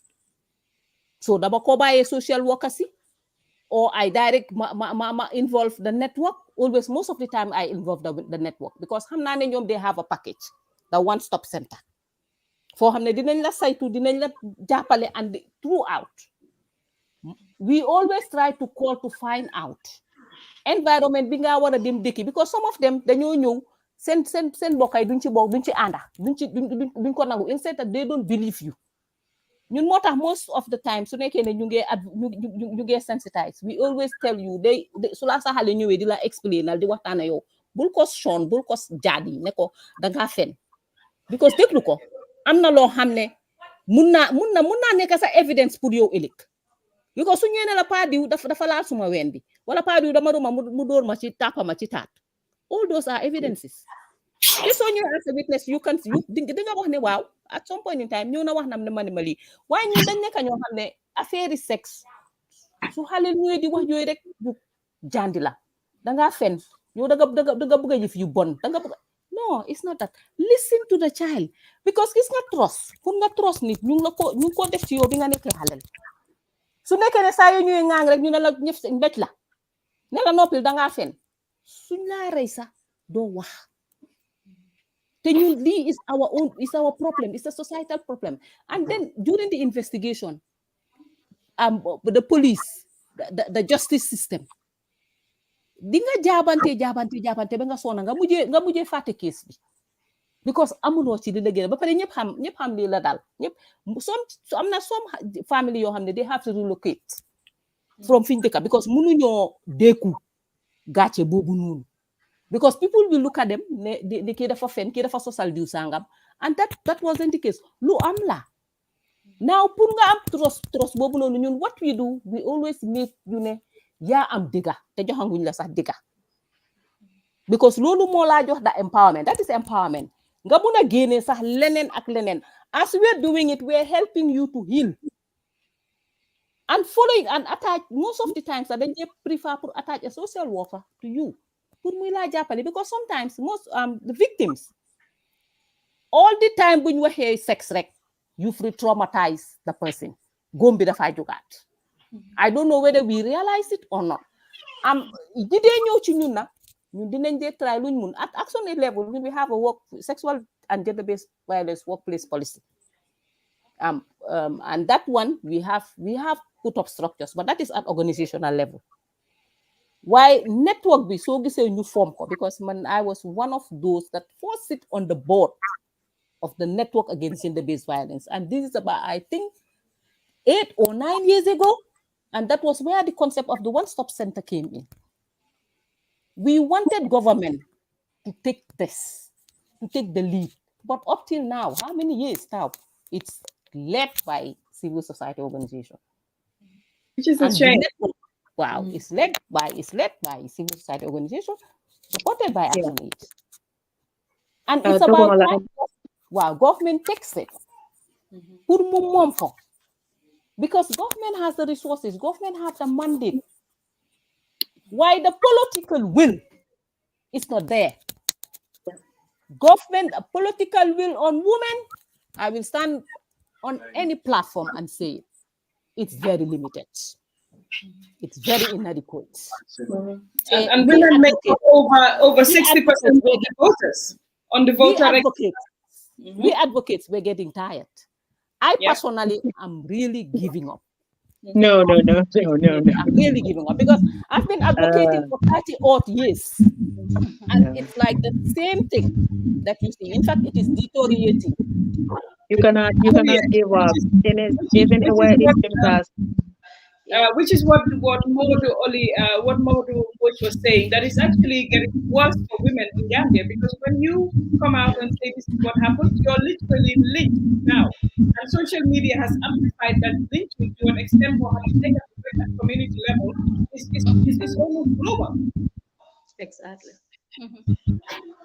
Exactly. Can I say something, John? And I think do we have to keep discussing this? We need actions. Yes. We need solutions to this. We need to have equipped hospitals so that these issues can be addressed. And also and social media, using it in the interest of the victims. Because sometimes when we go on social media and start saying things, we're traumatizing victims. And I can see that most women and men are coming out, sharing their experiences of being raped. So they are being re-traumatized. And where are the centers, the counseling centers that we have, that they should go? Where is the psychosocial support that they need? Where do they get it? So really, it's very difficult for everyone. And I concur with Ami that it's a collective effort for all of us. And what is being done now?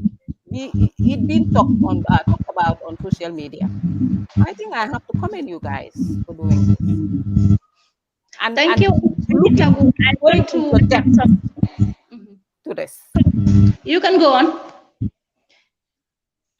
Auntie Tabu, you can go. And going into depth, in detail in this discussion. But we need to look at the reporting procedure. We need to look at every level, because all the levels have challenges.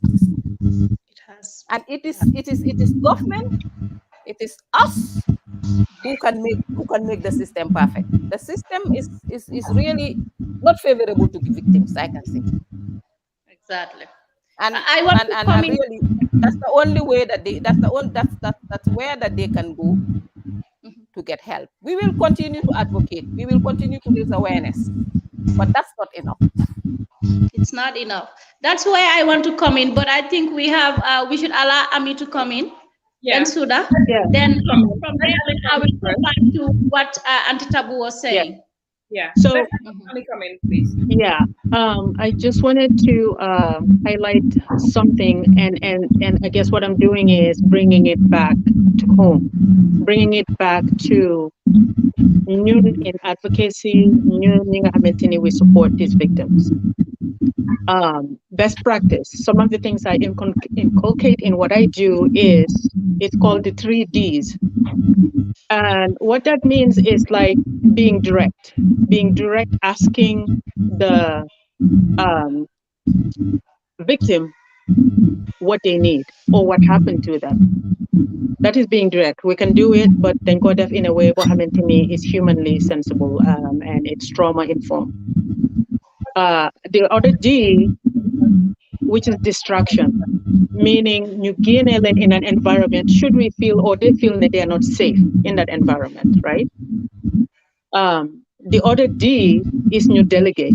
Delegate meaning definitely mom, now you have to transfer to the next party. Another comrade ko more experience moving on to the next level. And then the other part is dedication. The other D. Dedication be more pour support ko, pour continue ak mom work with them within the scope of the different levels of care that they may need. But most importantly, the most important job that we can do, the most important help that we can give a victim is listening to them, believing them, let them make their own choices. Because sometimes in advocacy, then they're passionate. We have to be careful how we push a victim to seek help and how they want to do that. They do have choices in every step of the way, right? And then, so you make the choices, then those choices is where we meet them and support them. And then we have to respect their privacy. We have to respect their, we have to have confidentiality. There's no advocacy if there's no privacy or confidentiality. We have to check ourselves, hold ourselves accountable in how we support victims. And every victim is different. Every victim's need is different. So thank you for the gentleman that was on more like the crisis line 1313. Musuma Hamnesa, it exists in the Gambia. The children. It was created last year through Yeah. the Paradise Foundation and some. That's good. So that should be plastered and pinned. Pinned up right here. It should be plastered everywhere so people are aware. It should be in schools. It should be in supermarkets. It should be plastered on traffic lights. Put people awareness. Sula dara dale finger over them.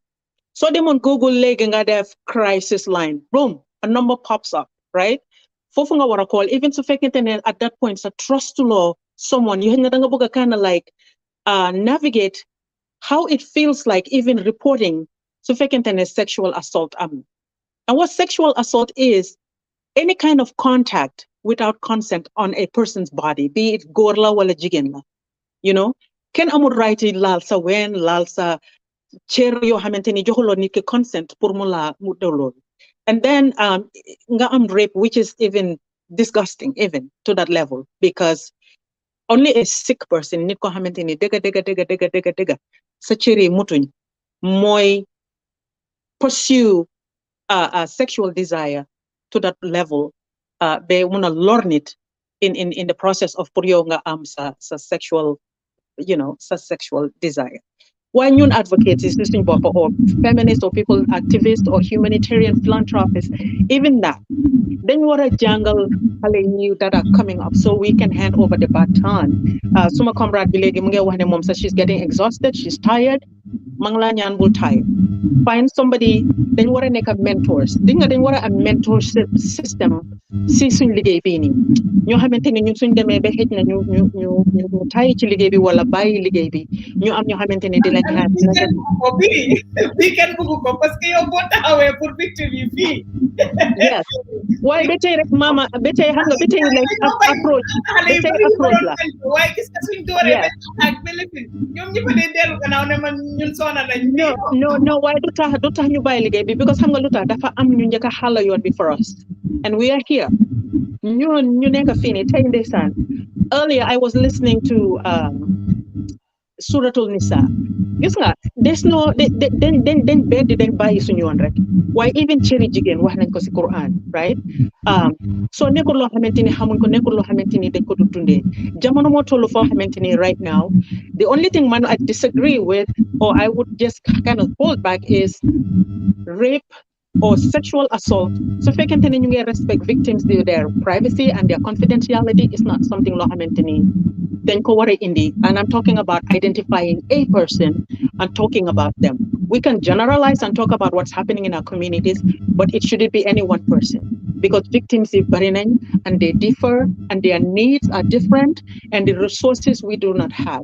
So my jël the opportunity for anybody out there koo xamante ni xëy na you are passionate about this. Let us all work together. Ñu fexe naka la ñu dimbalee programs yi nga xamante ni am nañ ko for on the ground already to build them up. To xëy na ñun ni ñoo defee fii like how about support groups? Support groups is about actually anybody can join the support group. Léegi I believe automation tax na ba nga xamante ni we are all talking from different parts of the world, right? Mun nañu am support group for these victims, whereas they willingly come in and people talk about their experiences. It's confidential. You have to sign confidentiality form. You cannot discuss. Doo mun a wax kan moo fa nekkoon kan nga fa amoon. Even shelters yi ñu am fi there are shelters yoo xamante ni man shelters yi ma doon liggéeyal they are confidential. Sa yaay ak sa papa sax they cannot come to the shelter to visit you. So amee ku la drop off they drop you off for the safety of the other people because perpetrators yi dañ leen di fekk or people that have been accused of sexual violence dañ ko fekk in the police department dañ ko fekk in the judges dañ ko fekk in pilots dañ ko fekk in all walks of life both góor and jigéen. It's in the churches, it's in the Quranic centers. ñoo xamante ni xale yu góor yi I mean like the Catholic Church had to come out and apologize for years of sexual assault that has been done to choir boys. You know, so better at the same time we have to have self-care because of then there am secondary trauma. Secondary traumas you didn't lead to benga xamanteni dañu bëgga pour am results right now. So you lead by what some clients need or the people that we support need rather than make it mirror our own needs and then kind of like maybe paste that on them because soon needs it to ben. We all have different experiences. We all have different ways that we want to challenge or move forward with our differences or some traumas. You deal with those things. And then you just need space to deal with their traumas in the way that best fits them. So those are just like mindfulness, I guess. New present, new mindful, new hamne. They have needs and we have to be there to support them, but we also have to be mindful in the choices that they make. Even where evidence is present, where even but if the family chooses to deal with it in a more closed family matter, that is their choice. We may disagree with that. Why respect in the choices that they make, right? Does that help another person legal support or seek redress through the justice system? That is totally different. You respect because choice samla move forward with that. And so that was just in the back to advocacy. We have to be accountable. Hold other people accountable. We have to be accountable. We have to be authentic. We have to be honest. We have to be fair. We cannot be equal while we can be fair. So that's what the difference between equality and equity is. We cannot all be equal, but we can be fair. Yes. Because we have another group. There's Will as well, which is the Women Liberation or something, the network that Fatou Balde is leading. ñoom sa léegi dañ dee deliver as well confidential support groups yoo xam ne they meet as victims or they meet victims ñu am a psychologist as well koo xam ne dina ñëw to talk to the victims in a group form, and they've had I'll be willing to participate in that, definitely. I'll put your name because they have a few they've had a few sessions yoo xam ne with victims actually who feel re-traumatized by some of what is going on online. Exactly. And we're able to get them to Fatou Balde to actually support them, have somebody to talk to and have a dialogue with them. Yeah. So and there are victims that have not even come out yet and can't be part of those support groups to just listen. Yeah. And nobody's forced to share anything. Share anything. You can just be a participant. I'm not perpetrators. You're they are court mandated in terms of rehabilitate land. Wow. In the area of rehabilitate, some of the perpetrators, they are court mandated to attend support groups. So you talk, you am a dialogue between your Hamentini, Musnanyo act in a violent way against people. You talk, you hear from the other side how that feels, what that means. Right now, through the justice system or through their own philanthropy or advocacy, teaching boys what not to do because they did not know better. So now that they know better, they are doing better. So Lima Wahrek Moy, again, man, I am for having everybody on board. Even if we disagree, there's power for us in numbers. As the saying just goes, so if you want to travel fast, you can go alone. If you want to travel far, let's go together. Can you imagine if we are all on the same page, we all make the impact that we desperately need to make? There will be a lot of difference. My main goal is to live in a world where sexual assault violence against any kind of gender. But the most important thing, I think, where we all can agree, whether we are in this, find ourselves supporting a victim or not, is a justice system needs a big overhaul. It's way overdue.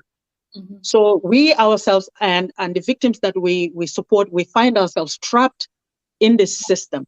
Yeah. So Nakalenya Muna made those honest conversations respectfully, and disagree we can.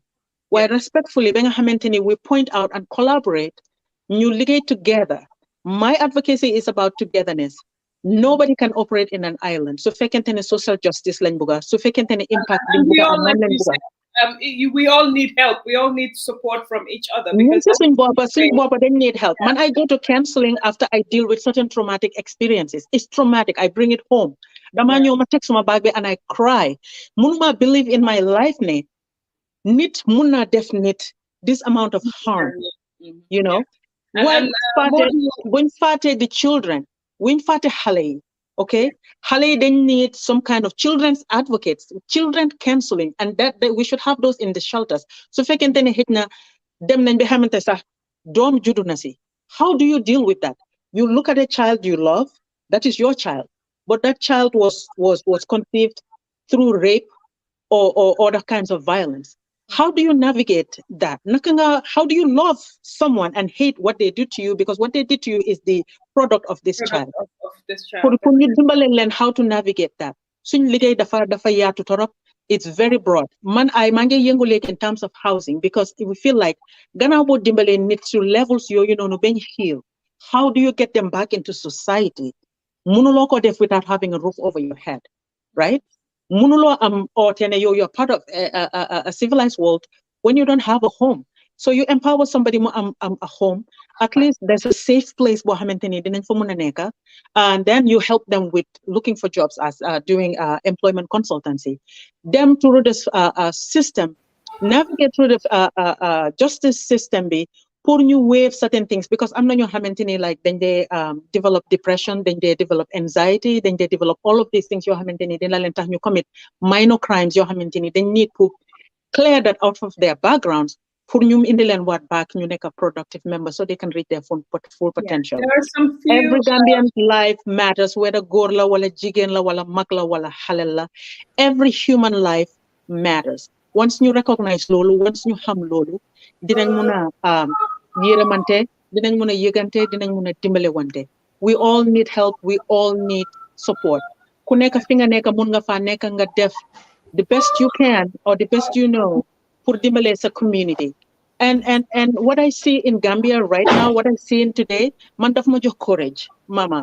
Daf ma jox courage a lot because everybody's hands is on deck. Ñëpp a ngi jóg taxaw. Recognize nañ ne there is an injustice that is going on, and collectively we can fight it. So ñu ngi spark this excitement, ñu ngi spark this determination in our youth and the young people. Nañ leen nurture, ñu dimbale leen, but ñu won leen how to navigate it in the right way. Because léegi-léegi passion daf dee tax ñu def yoo xamante ni xëj na sax it's not what our intentions are. Man, I don't judge intentions. I question character and I question behavior, but I never judge intention. Di nga am intention bu baax nga ñëw act in a way boo xamante ni was not your intention. Why dama feel that there's an opportunity right now for a bigger conversation to happen in our homes, in the churches, in the mosque, at workplaces, media houses, everywhere, in the streets, in the markets, at hospitals, everywhere. Fee am nañ system boo xamante ni hospitals it's so new. There's a case manager, a social worker present in the hospital. Man, like nañ ma ko many times. I went for a natural, just like a physical exam. You're like, are you safe at home? Are you okay? Is there anything? Are you okay to go back home? Then na ko dee laaj. School bi dañ am counselors, right? Schools dañ am counselors pour seen xale yi. Foofu laa bëgg a ñëw Ami, because balaa ñëw tëj we're getting to the 2-hour mark and we must Right. make sure that you live in Kofofu. But the school issue is reporting, especially empowering teachers. Tabu ak Baboucarr ñu fa ñoom ñoo on the ground. Tabu ak Baboucarr, if you can talk to us about that. Balaa ñëw tëj the school. How are we empowering the children in school? How are we empowering the communities in terms of the teachers to be able to do some of this work? I'm solo itamit comment section ni. I understand why the lady Tabu Lamo Wakoku is getting tired. The disgusting attacks online obviously makes it very difficult, and people want to give up. And these are things that also maybe at another program or another show we will talk about it. But it also makes it very difficult for what is going on. Fatou Badji Mune, there are good initiatives in the Gambia. What we are missing on is society's attitude towards victims and their families. And until we're ready to rethink our attitudes, we will struggle to make a meaningful impact. So these are just some of the issues. But Bugana Balanyo Tabu, schools, children, from that level, how do we build, how do we educate from their Tabu? Okay, what normally what we do is we conduct outreach activities to schools, and these are at the lower and upper basic, to tell them, to teach them assertive skills on how to defend themselves. Of course, as I said, why normally we tell them the reporting mechanisms as well. Most of content when they advocate for, apart from the preventive, to be assertive, also funding monocol as the 1313 toll line. But also to talk to somebody that they trust. So nekkee ne am na anything loo xam ne mu ngi dem on home. Teachers yi nekk na ñoo xam ne ñu ngi faral a trust lañ. And also in certain schools, especially private schools, dañ dee am guidance counselor. And daf dee déglu yi yëpp ba pare teachers yi we tell them to be very assertive, to look at signs and symptoms of xale yi. Naka lan lañ dee feel nag seen performance in class. And then they probe ñu dem further pour seet. Because some teacher xale yi seen teacher si lañ dee gën a trust. So all this dañ ko dee mun a wax xale yi, dañ ko dee mun a wax teachers si. There are certain schools yoo xam ne apart from the guidance counselors, am nañ tamit what we call child protection officers. ñoo xam ne they deal with social issues. Like xale yi mun a seetlu sax from broken homes ak xale yi nga xam ne most of the time dañ dee farala nekka di daw school ak yu noonu. Some of these behavior yi, abnormal behavior yi, dañ leen dee wax ne ñu bàyyi xel ba pare den dee probe. And then also am nañ some traditional communicators yoo xam ne most of the time dinañ jëlee ko ci radio bi di wax pour mun a educate more. one thing mooy xam naa ne sexual and gender based violence fi mu nekk ku wax in Gambia ne xamuloo ko xanaa nga wax loola neex waaye fi mu nekk nii it's being discussed am na nag myths yu ci nekk because dañ laa naan waruloo sol lu gaata romba fii so suñ la réebee yow yaa ko def sa boppa would justify rape bi bileem jigéen bi that still goes on boobu moom dañ am pour liggéey ci bu baax a baax waaye xale yi I think not only advocacy waaye at family level dañ war di toog di waxtaan na suñ xale yi di leen educate ndax ñu mun a streetwise comme ni ko gars yi boy si dee waxee loo xam ne gis nañ ko mu ngi leen a xaw a jaaxal nañ report to somebody waaye as I said ñun yii dafa nekk yoo xam ne duñ koy waxtaanee because of suñu aada yi ak suñ gom-gom yi waaw daf ñu sonal torop waaye the idea moo ne I'm getting tired really sometimes da ngeen dem be fed up nga ne all these years nga spend yëpp loo ci am because during the TRRC there was a good model bu TRRC adoptoon especially on SGBV victims dinañ leen cancel balaa ñoo ñëw pour toog pour testify but also after testifying tamit dañ leen toppoon but most of them we were able to give them dinañ am dignity pack of course ci lii bi naka at the TRRC level at the psychosocial support unit but then there were some income generating activities yoo xam ne joxoon nañ leen ko ñeneen ñi go into business ñeneen ñi ñoom soap making ñeneen ñi pour after because what we fail to realize tamit ñun mooy ne ki nga xam ne moom lañ réeb the survivor dina ñëw ñu jox ko all the support yóbbu ko ci police bi yóbbu ko ci lopitaan bi jox toppa ko ba fu munti em waaye that's it after kooku dañ ko bàyyi mu dem dugaati ci community boobu noonu live ak na xaram moo xam ndax satisfy na ci support biñ ko jox or not lan laa def and this was a model that was very good boo xam ne government should have taken it especially at the SGBV unit Ministry of Justice pour ensure ne these survivors are given something that they will live on after buñ waxee parce que seen góom nga uñi we don't have the expertise here pour jox leen support like what Tufa has gone through ba nga xam ne mun ngaa ñëw taxaw nga wax ne man lii lañ ma def ci kaw ba pare sax mun cee dimbale sax ñeneen victims and those victims dañ leen mun a use pour ñu ñëw on board pour jàppale ci liggéey bi and not leave it to those ñoo xam ne demuñ turu rape demuñ turu sexual violence ñi nga xam ne they have gone through it ñooy the best person ñu mun a ñëw pour advocate gis ne challenges yi ñoo face nii yëpp are corrected boole ci seen kaddu boole ci seen doole waaye yi yëpp amut the issue is li ñaaka moo tax nit ñi fi mu nekk nii they are tired dañ soona for 30 something years you are fighting pour système bi correct système bi di gën a yaaxu fan nga xeetu and you know that is happening ku waxu ne rape depuis suñ maamaati maam yi saaku xale loolu yàgg na suñ biir tugan waaye yëpp dañ ko nuppal ba pare government bi nga xam ne moo am doole bi bu ñoo taxaw pour defar ak nit ñi nga xam ne ñoo ci war a jàpp ñu defar société bi non doos ñooy dem di wax di dem di ŋaaña it's really sad. This country is really sad. Just for your understand now from what point that you coming from, because it's frustrating and kuneka hamna the system is broken, because so said new joy injustice is because of the system is broken. It's because of there is no flexibility in the system. Benga hamne rape cases could be handled better. Although you guys have done a tremendous job, but hamne fok ñu comment len ak képp ku nga hamne mu ngi liggéey ci gender based violence or sexual violence ak tamit fok ñu comment len.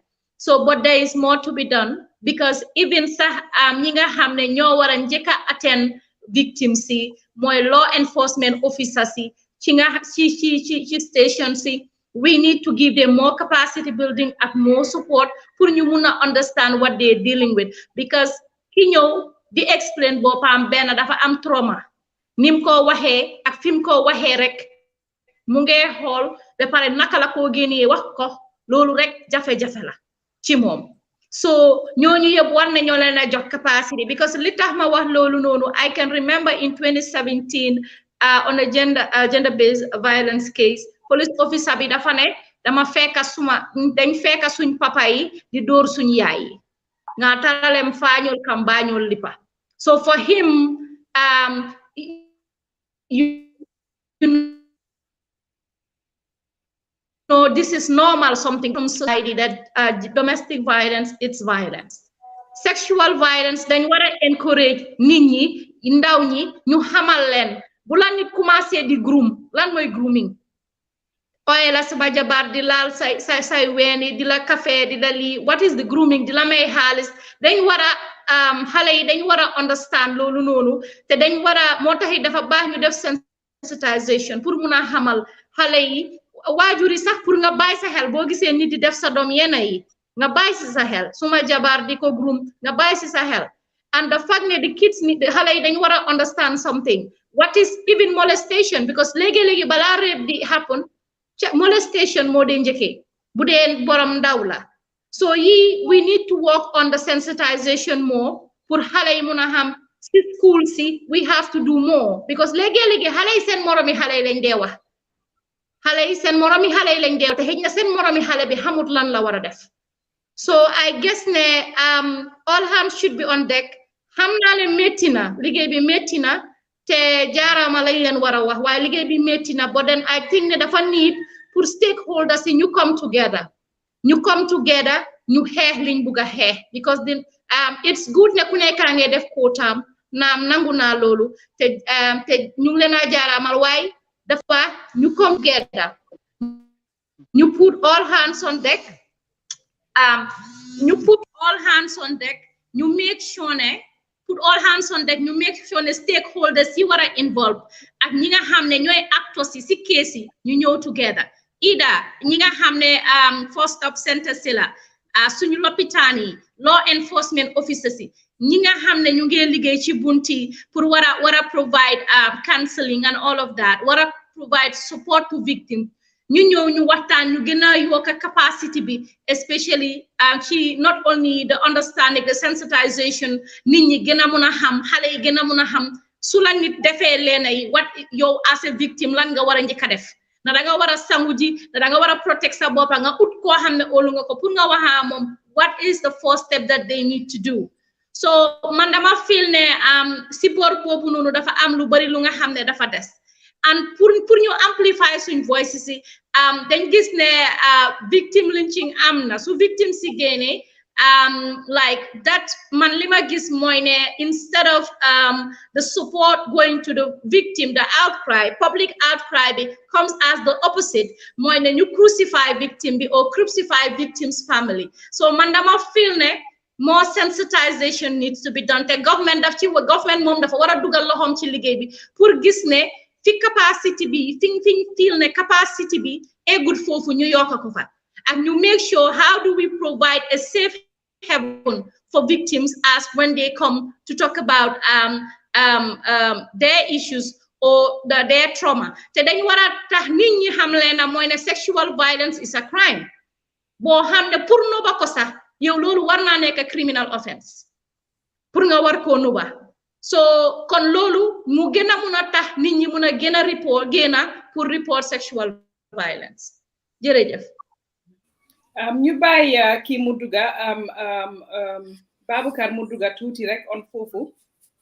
because Baboucarr a lot of people dañ dee lament about how long it takes for victims to report sometimes duñ dee report ba xëj na you know something mu trigger leen or whatever si lañ dee report li xew what are some of the things that Tabu was talking about in terms of just, you know, one, the schools, and two, reporting in terms of the obligations on even the community. So gisee loo xam ne am na ñoo xam ne dañ laa wax ne xale bi seen kër diw sangam moo ko dee def lii waaye duñ mus a dem si police ñu di report or duñ mus a def anything loo xam ne dina jàppale xale boobu noonu pour ñu génne ko si situation boobu noonu mu nekka and some people would know. Yeah, thank you very much. For now, we don't start. Antita wax na fi lu am solo when it comes to the key thing. Lu tax ñu dee ñaka muna report these cases. and that is nuñ bokke. Come, we then tolerate our level of living. Then jël suñ relationship be personal relationship or any other form of relationship buñ bokke mu dem above our social our legal and human responsibility buñ wara am ci nit ki. Because da nga gis ne we receive cases as serious as papa a dad impregnating the raping the child doomam bi. So your and it's the same, and the mother was even accomplice in that case. That case was definitely off law one, because you cannot don't want to analyze, we realize that okay, there's sense in because that bisi bopam dafa Babukan bumari traumatized, please.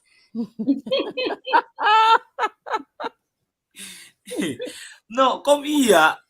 Come, doko ni muna wax ben nit muna connect to a point pour xam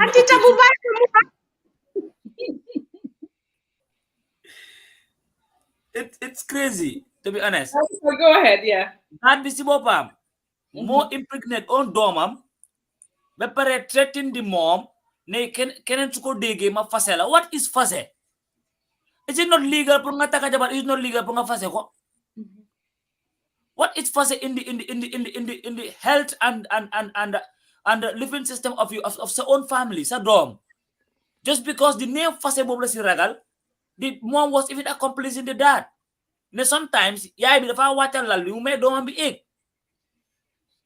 and they were doing it in the same house.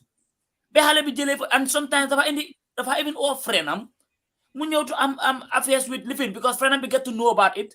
So pour mu tëj kooku gémmiñam daf ko may an opportunity pour ko mu am time ak jabaram. So doo dee xam connection di fan la nekk. So you get to realize ne ba jàngaay bu mu demee si lopitaan bi for his first medical checkup, because we also train these doctors na leen whenever you have a living, a pregnancy out of wedlock, yóbbu leen ko to the social worker.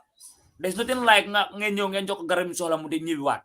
Yóbbu leen ko social worker mu waxtaan ak moom. So it was the same procedure bu doctor bi def mu living ko mu laaj ko mu ne ko lii mu ne ko am nga jëkkër mu ne ko non aw ma jëkkër. Den ci la ko wane kay ma yóbbu la si kii nga dem waxtaan ak moom. Foo dawul sax pour jéem koo laaj kan wala biir ak yooyu noonu. Social worker knows the procedure that you take to make sure that you talk to these people. No matter how threatened or coercion that they use at home, while we also have our ways. Lol jangala. We also have our ways in which we can back and front with them. Not even a single day, while within a period. Then get to know lan mo xew. Because you cannot just come directly param nga ko kamala ko def soko ko dañ la li soko. It's not that approach. So nga waxtaan guy, you make that place a safe haven for them. They will always come back. Always. So ni la def mu waxtaan ak moom after mu get to realize ne papaam la waaye mu ne ko bu ko wax kenn moom tamit loolu la wax social worker bu ko wax kenn soo ko waxee kenn suma pa daf maa rey mu fase suma yaay, because that bi loolu leen traité. So that's it. But at the end of the day, it's the obligatory responsibility of the social worker to make sure that a step is taken on that, because legally the compound is no longer a safe haven for everybody. Then there's that because so that's crazy. So at the end of the day, me and Lifinebe, they make sure that we sort out this case. So Malawana, the problem is it's everywhere. If you go to the police, there is. If you go to the court, there is. Because just recently, I was shocked. A full sexual violence case that it been hanging on the ceiling of a toilet like oil or what? For how many years? You still have the guts as a joy to tell me, wow, them put enjoy some 3 months holidays. So every year, the judges will take a holidays of 3 months, which means ben case to do. Everything has to be stagnant in the justice system. It's sad. They take case sometimes even go la social worker duga. And then we also love it. We also advocate. We also do a lot of advocacy on the Ministry of Justice for them to help us and provide a special cost for sexual and gender-based violence cases. Still, we cannot have it. This is where elections matter. Main problem now, because you start on the castrate, ñuy judge based on okay kii dañ ko castré kii dañ ko tëj life in jail kii dañ ko lii kii dañ ko lii then perpetrators nañ am pour stade di ragal waaye what fear la ngay am ban fear who kan la ngay nekk ragal knowing the fact that in 2-3 days the same rape apologists will go into the street to advocate for the living of for the release of these people or else dañoo taal dëkk bi or else court du fi amaat anyway baal na dafa am tamit loo wax loo xam ne si sa beginning of sa waxtaan bi because we all speak about and Ami touched on that you know we all believe even if you're a gender activist of course ñun ñëpp dañ am papa am doom yu góor am yëpp so we all believe in all lives matter but in Gambia in the society that we live in the most vulnerable are the women and the children. And the statistics have shown that the women are more or less more victims of domestic violence, including rape, etc., are women and children. Right, very right. So we want to go. Yes, we believe in the concept of all lives matter, but these women and children are the most vulnerable, and we need to focus on them because we inadvertently we embolden the same people who are in fact they abuse, like you said, papa sikir the abuse, jëkkër sikir di door jabaram di ko abuse. Gis nañ fi case boo xam ne Baboucarr just bu yàggut nii and police also they we invited them but they're still giving us excuses. I don't see how ñu yóbbu kooku nga xam ne dafa jël lu mel ni xaw ma lan la jël mel ni ku gor yarami jabaram bi. He was fined $2,000 and told to go home. At what point are victims going to get, and the victim, the kinga hamne sahli, find the person guilty. Koku sa waxuñ ko sax ne bes bobu moy code bi sax dañ yobu koku rek code def li ñoo def ñu find ko koku ñibi. And this is happening in our country. The victims are not even aware ne tay suma case mu ngi wara dem court tay man lañu suma li lañu dem wax man sa duñ ma o as witness dañoo dem rek ñu jël góor gi ne ko waaw door nga sa jabar gaañ nga ko fine nañ la $2,000 si ñibil sa kër door nga sa lefin nii mu dem si kër gi mu fekk fa jabar ji mu ne ko yow génn la ngum sa yaa sa doom yi parce que report nga ma to police ñu am another case of trying to help that person sax relocate ko and stuff like that.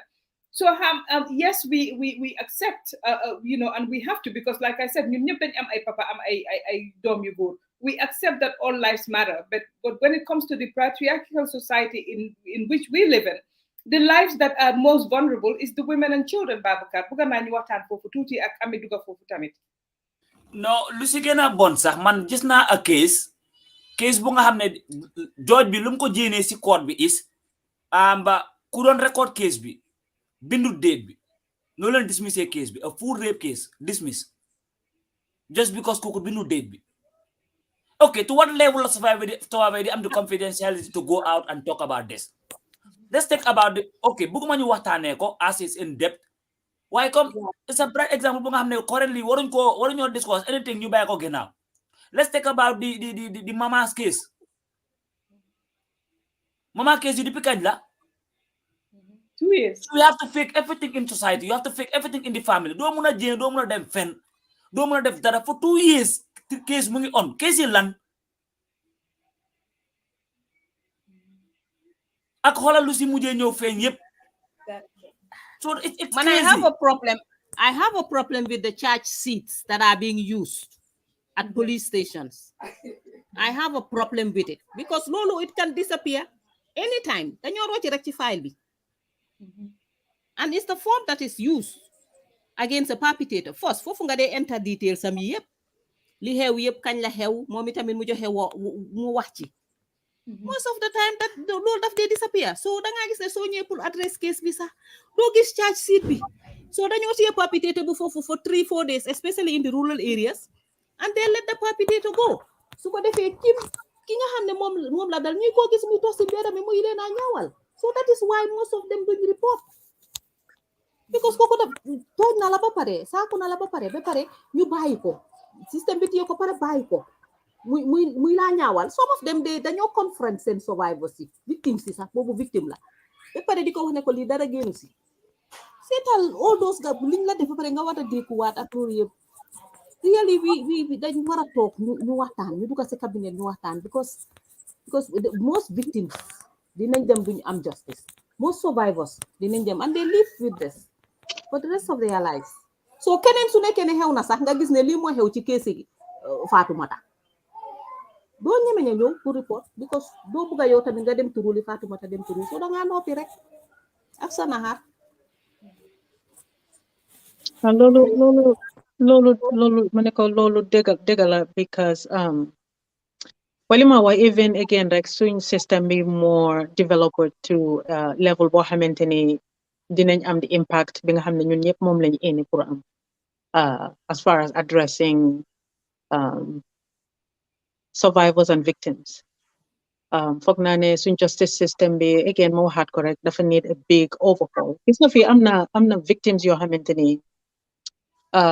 suñ leen prosecuted the perpetrator bi ba ñu find ko in court beyond reasonable doubt bañ tëj ko gis nga suñ demee ba kooku sax mu serve sentence am ba ñu war ko bàyyi yow victim bi ak sa family da nga am right pour ñu inform la ne I have been around victims or help victims yoo xamante ne ñoo toog ñu am call from law enforcement wala prison system bi pour ñu inform leen ne kii ñu ngi ko release ñu ngi ko bàyyi si that doesn't war a bàyyi si I mean we can tell you victim man li ma liggéeyal bu yàggut rek nii waxuñ ko sax ne ñu ngi dem court the day that they were going to court she did not know all she heard was that yóbbu nañ ko court fine nañ ko 2000 si ku gor yarami jabaram de fine nañ ko $2000 bàyyi nañ ko mu ñibbi we got because of yeah that is just again ci karam sa even ex si kër googu noonu so imaginal that trauma that re-trauma so that is it's very sad duñ la dee wax sax ne bés bii la ñoo dem court pour dem sa case bi la ñoo yóbbu yow mi victim sa you are not a witness in that court case how is that possible? That is a gross violation of anybody's right. More so even a victim that's being re-victimized through the system that is supposed to protect and support them. Yeah. Why again, the lima don't work more. I'm not your xamantene fi suñ demee ba di leen war a bàyyi sax from prison, even though convict nañ leen ñu serve sentence ne dañ leen war a bàyyi. Then they call the person or families wax leen ne leen kii kat serve na sentence am ñu ko war a bàyyi ñu ko release. Te suñ ñeneen ñi suñ leen release duñ leen dee bàyyi noonu rek dañ leen dañoo war a am safe house there guidelines yoo xamante ni mooy tax sax ñu delluwaat back in the community or in the society because dañoo bañ ñu dem re-victimize. Does it happen? Absolutely yes. In the United States, 1 in 3 women are victims of sexual assault and or violence. 1 in 4. So it is more prevalent. And I agree with you. It's more jigéen ak xale yi ñoo gën a nekk victims than góor yi. So bëgguma suñ men folks yi ñu foog ne suñ waxee loolu dañ leen bañ wala dañ leen di not support them. While li ñoo wax mooy dañ ko based on facts and statistics. Li dee gën a bari mooy nga gis a victim bu nekk jigéen li dee ëpp mooy tamit nga gis victim bu nekk xalel. Victims yu góor am na absolutely am na. Why we have more of women that are victimized than men. So again moom laa doon wax rek ne it's not equal but it can be equitable. Suñ jógee waat si loolu ñuy wax like police yi lack of resources mama pour ñu dem anywhere lack of suñ address resources yi the honesty police yi alors resources yi nga xamante ne moom lañ leen di jox poverty dafa nekk the underbelly in all of this the ugliest thing moo xamante ni mooy indi ngay may nit xaalis then groom ko li Miss Korea don't want like a groom somebody through yanko may xaalis or make a lunch sa yaay di la encourage hay demal si sa uncle bi leen le hey kii moom ni mu baaxee bilaay suma xale bi moom yëgatu dara because moo ko may lunch muy dem school ba si ami koo xam ne si boutique naar bi la ko yaay di dee yónni ba néebo boobu moom néebo bi moo react because naar bi daf ko dee dugal tëj bunta bi def ko lim ko def ba pare jox ko xaalis mu yóbbu seen kër pour dépenser. So socioeconomic, yes, I agree with you. Socioeconomic is a problem. Economics is problem. Waxuñ si loolu rek sax mama xoolal even so they need stakeholders in tourism, interior, police, justice. I don't think I can name it all. I can't name it enough. Even tourism alone. Xoolal naka la ñoo exploit our girls and our young men. tubaab yi ñëw fii ñoo xamante ni leer na leen peñ ne duñ ñeme sax pour wax ak ñooñu ay xale yu tuuti xale yu ndaw because dañ bëgg a tukki dem Europe or whatever nga gis màgget tubaab boo xamante ni man gis naa ñoo xam ne dañoo liggéey save seen xaalis and go to Africa pour exploit dama dee taxawal sama moto ne doom bi ne xale bi ne ndax xam nga tubaab bii nga àndal déedéet moo ma dee sponsor ana sa yaaya sa papa yes dama dee taxawal sama moto and I am always traumatized because mënuma understand a grown man with a little child nga duga moom si hotel room and that is okay dama dee taxaw la so what a difficult conversations has to happen. It's difficult, but we have to nonetheless we'll have to have these difficult conversations, okay? And you create better role models pour suñ xale yi am na ñoo xamante ni ñu ngi fii nii tubaarkàlla alhamdulillah because life I guess opportunities rek la de nekku ne dañ gën a mun a liggéey Gambien si nekku ne dañ gën a am jom ñi nekk Gambien nekku ne dañ gën a bugg lu baax nekk Gambien opportunities yi ñoo bokkut rek Gambien bi ku am jom la Gambien bi ku bugg a boppam la Gambien bi ku bugg a jaama la Gambien bi ku yërëm nit la Gambien bi kuy dimbale nit la waaye opportunities moo amul so you find ourselves in a state boo xamante ni I mean ñaata resources ñaata xaalis mooy ñëw into the government mënuñoo reform anything ku toog rek enrich sa boppa nga dem and your family. This is really sad. But again li ma wax rek ma piggyback ko and recenter it back surgically follow it, bring it back to right now because there's excitement in the community right now. Mun nañoo spark a lot of conversation in areas of justice, in areas of poverty, in areas of I mean do we even vet these people? I'm not sure they're here in Europe or in the Americas. They are predators. They are child rapists. And they go on holiday, right? Go to the Africa, Gambia, and just abuse these girls. Johlen Halis, Johlen Lututi. What does $1 or $100 mainland cost? It's happening. Yeah. It's happening. Before we end the conversation as well, because this nine and this is a known fact. We've seen somebody called Hamnet has been convicted of sexual violence in the UK and must serve sentence because the rape jabari domi jabaram. Yep. Must serve sentence bopare new jail ko deport ko to Gambia. Yep. Tabu, you are here. Babukar, you are here. There is no mechanism in place for how, because when somebody is a pedophile, there has to be some sort of mechanism, some sort of monitoring and some sort of even informing community to accent because pedophilia is not something lo xamne war nañ ko foye. Why gis nga the amount of retrauma sabi lolu indi within our community with other victims yo xamne dem nañ be am dom way biñ ko gisé ñoñu ñu jog di wax. So man dima buga understand fofu and maybe Tabu and Babukar can help me here. So fekk ne police England ni ñew nañ len ne len ne ki de is a known pedophile and he's been convicted for this te dañ len ko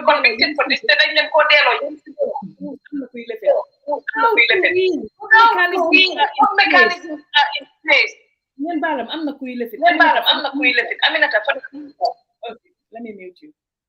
What mechanisms are in place to ensure that you get raise awareness about this to the community, and what mechanisms are in place put policy you monitor koku nonu going and coming at me pour ñu mëna xamné ñu ngi protect the children. Tabu ak Babukar. Okay, I know for Action 8 we have a mechanism because I'm the SEASH focal point, sexual exploitation and abuse. But we do background checks on our employees, especially on sexual abuse and exploitation. Now, the person who is deported from England, I'm sure when you are being deported, there are some security agents that accompany you to the country. And I'm quite certain that some information will be forwarded to the Gambian police. Yes. I'm sure they will have information about that person.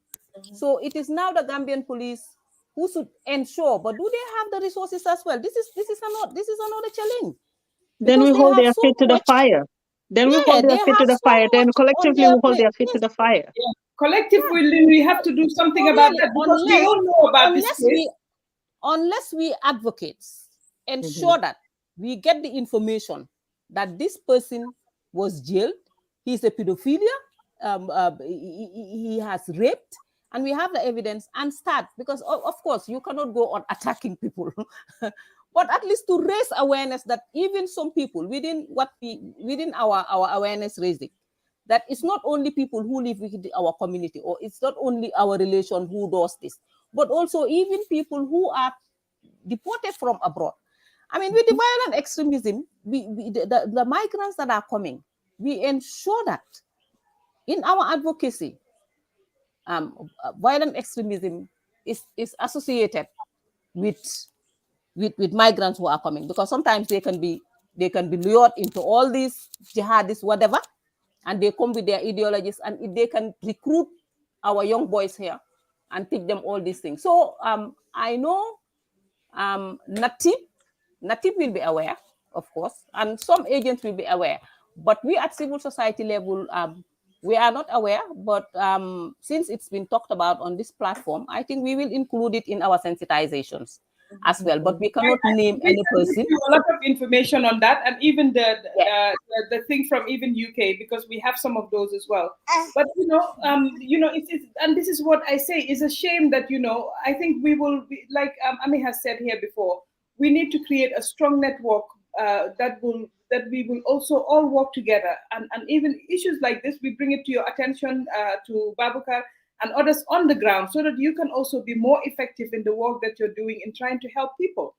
I know, Tabu, you're one person, and Babukar and the rest, but it's a huge daunting task in front of you, because our society is built in a way, it's tough for you, especially in Mineka on the ground. So, but we appreciate what you do. We appreciate the sacrifice that it takes to really stand up and question some of these societal norms and some of these things that happen in that country, to really just stand up and just, bring it to the forefront and fight it. It's very difficult. And we appreciate what you're doing, definitely. Modote, I just want to say how thankful I am to have both you and Babukar here, as well as Ami, to have this conversation that just elevates the discussion and centers it on what it should be about, which is about talking about the problem that we have, which is sexual and gender-based violence. So ñun mënuñoo ñàkk wax ci lii, because lu xew la luy am la te dafa continuer di am, te ñun rek a mun a am these difficult conversations yoo xam ne dinañ mun a move what is happening to a level boo xam ne dinañ am results in terms of helping and trying to rid our community of these issues. So ma bàyyi leen ngeen def seen final closing. Aminata, xaw ma na bëgg ngaa ñëw foofu balaa Ami ak Tabu ak Babukar di def closing, ndax am nga anything loo bëgg a laajte balaa ñoo def loolu? Mama, I think jërëjëf raise ngeen very important points fii, te bokk na si mooy tourism industry bi. Dama ko dee bàyyi xel.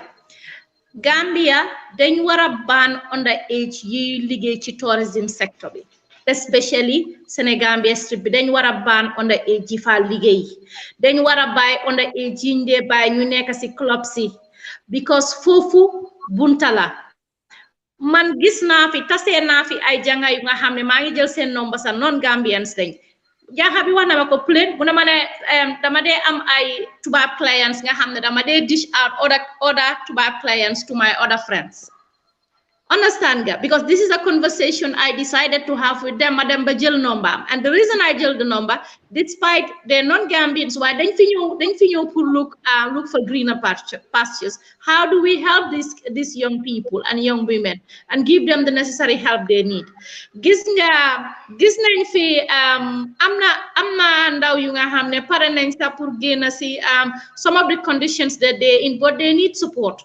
So we need to come together to support. But then Senegambia Street bi dañ fa war a ban underage yi nga xam ne ñu ngi fa liggéey suñ garage yi si xale yi yaay yi di jox seen doom yi di leen jox plate ñuy jaay si marché bi di jaay si garage yi li fi nii apparenté yi ndaw yi di leen foyee.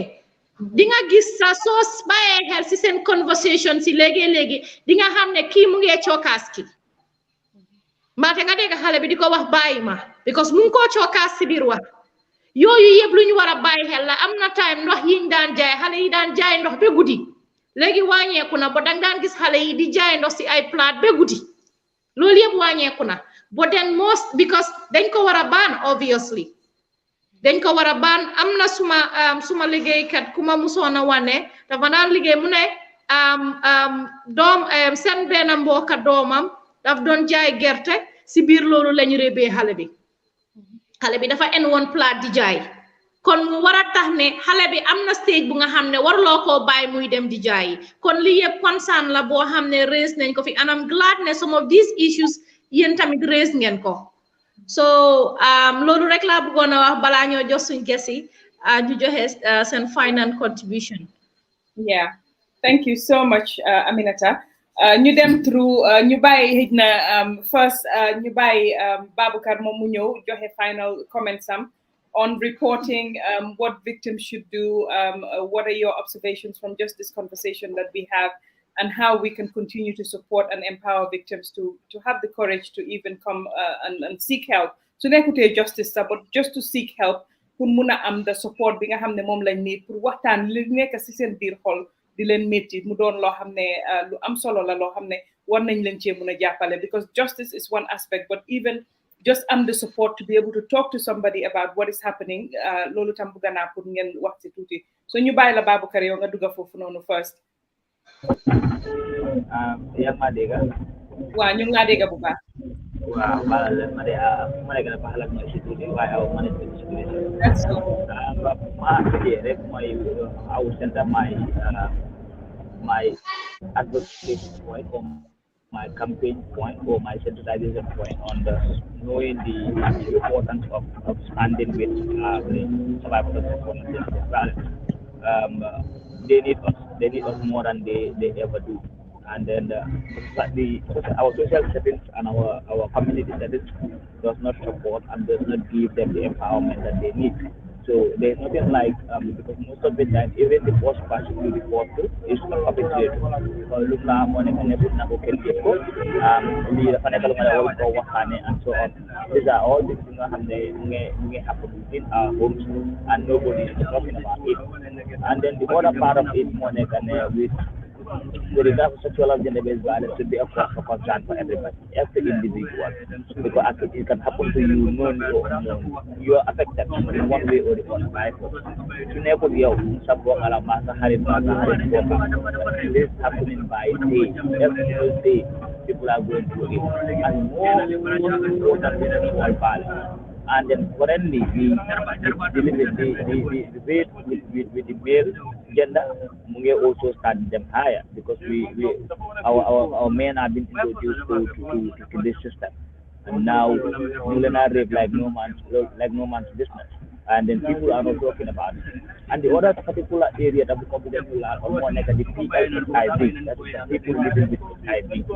Discrimination on their side, it's beyond living. I'm not going to focus on why it's good nearby because they are the people that they call the vulnerable group where we have the visual impairment. Hello, Baboucarr. Why noise behind our body? When a victim is living with HIV/AIDS. Yes.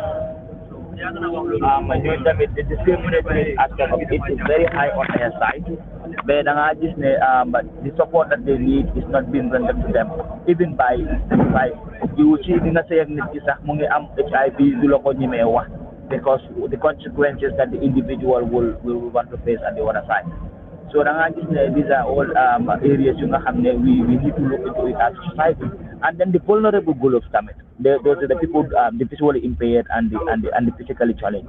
Vulnerable group they are going through a lot of sexual and gender-based violence because of their physical disability. So and then for the system we have a lot of work to do. And to you that are out there that are more okay with these formal systems, we really need your support. You can reach out to our offices and see how best we're going to collaborate to make sure that the standards that we have over there is implemented. Because we have already exhausted the innovative approach as a country. It's even hard to have donation from the donors because we cannot keep pumping money for training, for sensitization, for workshop or for living. So these innovative ideas that you guys discuss on a piece of paper, and I'll make sure Sorry, Babakar, mun nañ tuñ that laa I will dégg. take it with my papers. You don't forget. And they are very good. So if you have more of this, it helps the land work. Thank you very much. I really, really appreciate this. And I cannot thank the network and its members for nominating me to be part of this panel. Because it could have been anybody else. Because I know the network with human capacity from the members. Everything is it's the way we want it. So I would really thank you, and I would also encourage you guys to be having this conversation, this kind of discussion every time you go to make sure that the awareness raise mungi them high. Aside that, I think I will just have to allow others to also give their closing remark balanyo teach. To any other urgent question you can ask, I would really appreciate it. Thank you very much. Thank you so much, Babakar. Thank you for having you on. Ñu bàyyi Tabu ami moom moo ñu na nekk si diaspora bi so mun naa nekk last moom ñu jël Tabu tamit. Yeah. Okay, thank you, Mama. I will just have to say I was very pleased to be part of this discussion. I think what the highlights that I will take away with is that the discussion continues, which is really good, and but also it has allowed us to go deeper into the subject, which is not always the case, because whenever we have our trainings or our awareness, it's just to skim on the surface and then share the necessary information that we think it's right. But I think it should go beyond that. And I will encourage you to continue this conversation because it is needed. But also, it has also raised awareness, more awareness at a wider coverage for others who have not had the opportunity to know more of these details. Because why we advocates go overboard to talk about these things, and we are deemed as anti society, is that it's something that is happening within. And it's rampant and it's not reported, and victims or survivors have to live with this. I think the reporting procedures and process needs to be strengthened. And strengthened, I mean with enough resources. There should be adequately budgetary allocations for SGBV, specifically, because it needs a lot. And also, ñu ñëpp ñu bokk ci liggéey bi, because suñ ci bokkee rek dina gën a yomba, parce que suñ ko bàyyee few or kenn nit rek dafa xaw a métti, because as Ami said, liggéey bu yaatu la, lim involve dafa bëri, dafa am fànn yu bëri yoo xam ne nit dafa war a nekk pour wax, not wax waaye pour ensure ne survivors yi am nañ. One thing I will talk about as well is I think the government need really show political support, especially on the victims, because sex su nekkee dañ ko bëgg a bàyyee suñu aada yi rek dafa métti trop pour ñu solve ko. Ñeneen ñi dañoo laaxu ci gannaaw religion, because religion waxu ne nga gaañ kenn religion Christianity to Islam, waaye dañoo laaxu ci gannaaw religion ne Islam yónnent bi mu ne yàlla mu ne, su ko defee rek ñu tiital suñ maas gi ñu tiital ñu, you know, but we will not relent. Dinañ jaamu yàlla because we are all Muslims. Man, the advocacy that I've done to my decade of my life, man, I only have one girl child. You just need to yeah. Wow, why there are others ñoo xam ne I come family boo xam ne we are 5 girls and one boy. So yëfi reverse, but you know, somebody has to do the job. I can share with you that it's a very difficult job, very traumatizing, because sometimes you go home doo mun a lekka because of yi nga diga ak because of li nga face. But alhamdulillah, people run to us, ñu ñëw ñu lay seen complain, ñu dem as far as fuñ mun a dem, ñu bàyyi ko ñeneen ñi ñu jekkali ko, because as I said dafa am suñu expertise dafa am fu mu am. Waaye I'll really maa ngi leen encourage ba pare kontaan naa trop ci li ngeen ma boole ci conversation bii nii. Yàlla indi rek ñu def yeneen ak yeneen ay di ci waxtaanee, because waxtaanee bi tamit dina indi eete bu baax ci askan bi, parce que definitely lii du ne jigéen rek laa dal, du ne xale bu ndaw rek laa dal, even mag ñi sax ñoo xam ne they are elderly sax they go through this. ba pare fi mu nekk nii yëf yi dafa dem ba reverse, fi mu nekk ci xale yu góor yi la, suñu xale yu góor yi, and we need to do something really we really need to do something ba pare ñuy waxtaan buñ ko gisee ne dañ ko war a nupal dañ ko génnee si biti suñ ko waxtaanee dinañ ci mën a am saafara and that is what is needed man nag wax dëgg du ma tàyyi because as I said fii la ma yàlla fii di la yàlla natoo it's something that I like lu ma dee bugg a def la su ma demee ba gis victime ma gis ne support naa ko bam dal o dama dee kontaan waaye sometimes naa dee gis yu ñaaw yoo xam ne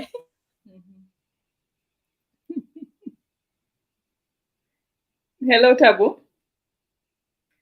I think that is the only takeaway. Nga gis victim bo xamne dem nga be gis ko mu taxaw on her feet.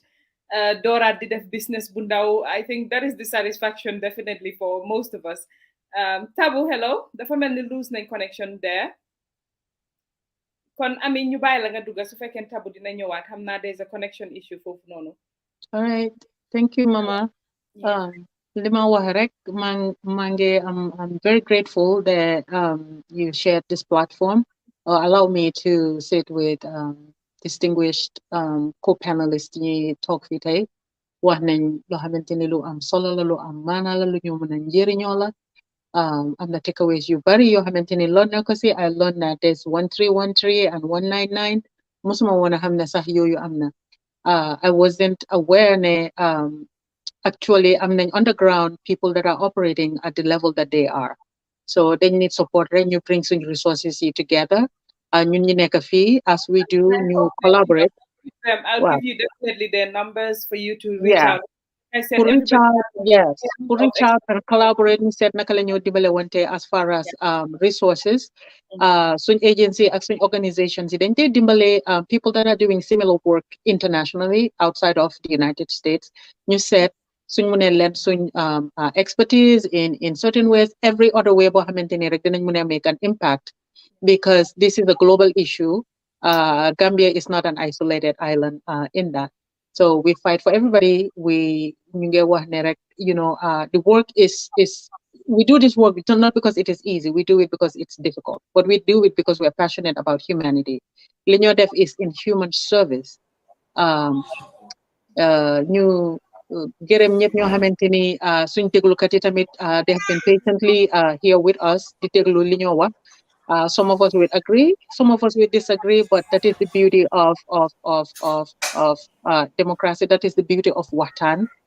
Sote wante xel la rek dina am yoo xamante ni sax xëy na dinañ ko bëgg a wax ñu fàtte ko ñoom ñu junja ñu si waaye li ma bëgg a wax tamit xëy na ñoom ñi nekk underground tamit ñu bàyyi ko xel xëy na suñu fekkente ne mun nañoo establish loolu mooy grievance policy. Grievance policy mooy even as ñun advocates wala people that are doing this work suñoo dimbale nit borom kontaan si niñ ko dimbale, they should have a right to express their grievance. Te ñu ko demee si area boo xamante ni ñu bëgg ñoo demee béer bu noonu wala ñuy leen di delluwaat back def some surveys how they feel about the support that they're getting. It's all being accountability suñ ko boolee si li ñoo def rek dinañ gis ne dinañu gis as more authentic, dinañu gis as more trustworthy, because dinañ xam ne rek what we are doing we're totally in this, gaining si anything. Liggéey bi métti na métti boo xamante ni du field wala career boo xamante ni da nga expect pour nekk a millionnaire la wala am si xaalis. Actually sometimes da nga fecc si sa own post sax nga def ko in the projects wala nga def ko in organizations. Li ma wax mooy tamit dëgg la is good pour ñu liggéey ak government bi, but sometimes whereas the government is not present ñu xalaat how we do fundraising. ñun suñ organisation dañ ko def aside from funds yi ñu ñoo am ñu seet ñi nga xamante ne xëy na bëgg nañu dimbale nit ñi te yàlla tax ñu figure out a way of doing fundraising. More again mën nañ ko def ak musicians, mën nañ ko def ak back in the school days we used to sell food and then just make money, either make lemonade or whatever, pour ñu am rek resources, because lack of resources moo ñu hold back the majority. Why? It's not like awareness, it's not ne xamuñ liñ bugga, it's not ne xamuñ fiñ bugga dem. Resources more they hold back. Then you nekk on the ground, man. When I make a commitment, I will work with you. I will hear you. I will reach out to you. For you collaborate and see areas you have maintained, we can make an impact. It's a slow impact, but surely enough, we want to make an impact nonetheless. So thank you, Mama, for allowing me on this platform. I just want to, I think I just want to take this opportunity also to apologize to you, because I feel like there are areas you haven't any in the writings that you have done. I disagreed and I made myself known that I disagreed with certain areas or certain approaches. It wasn't intentionally attacking you as a person, but it was just a way for me saying that, yeah, you are right on this case, but I feel like you are wrong on this point. And I just wanted to make that clear, because a direct contact, I want to call directly and say, you know what, I disagree. But then I think Warna Wane, the grace that you've shown, the growth that we can all be, even when we disagree, there are areas you maintain, we put down the gloves and we come together and we work together. And this is one good example. So thank you. Déglu kat yëpp ñu ngi leen di gërëm di leen sant te jégalu nag si kàddu yi. Amuñ any intention pour wax dara lu ñaaw nit, amuñ any intention pour make anybody feel bad. Dañ bugg rek ñu nekk together, ñu yërëmante, ñu respectante, and then we can move forward. Definitely. Thank you, Ami. Thank you, Babulkat. Thank you, Tabu. Like I said, you know, when we come to Linguère Post, this is a space for everybody. It's not a space for Mama Linguère or anybody. Everybody's welcome here, and it's a safe space for everybody. Like I always tell people, and that's why it's my on my Linguère page and not here, because you know I don't want to mix the two. We have to be able to do that. And as always, you know, this is what we want. We want to elevate the conversation and have a conversation where, you know, we're able to talk about the issues and really talk about the difficult conversations that we need to have as a society, as a community, to move it forward. And we thank Tabu and Babulkat definitely, and I hope that you put more hands on deck to support them. On the ground doing the difficult legwork that and as always, like they led by Ndeye Jobate and Fatou Baji and everybody else at the back as well, who give support to these seminars, who are making sure that these seminars happen for us, like I said, to elevate the conversation to a level respectfully within us ñu waxtaan, parce que olof Njaay ne réero amul ñàkk waxtaan am. So I think ne loolu moo war a nekk ñun ñëpp suñ modus operandi in the way that we deal with some of these issues. And I thank everybody that came today. Aminata, unfortunately, Mugi Gambia line and bit of a drop, mota munta wa anything munumako gis mugudugat connect. But Mommy Tamit Muge wa thank you. And I thank her as well for co-hosting today. Again, thank you to all our panelists. We hope to continue the conversation. You get try put in the policy, put wahak nyomi tamit, put like how they do things and how they hold on, what they do in terms of their reporting procedures, etc. So Sunyan Amerik Nyomi Tamit, we'll bring them here for them to also tell us some of the procedures that are happening. And we will continue the conversations. So thank you to everybody that was listening today. Thank you so much, Ami. Thank you for coming. Bye. Bye-bye. All right, thank you. Bye. Okay, thank you so much, Babulkat. Tabu, thank you so much. You can deny me.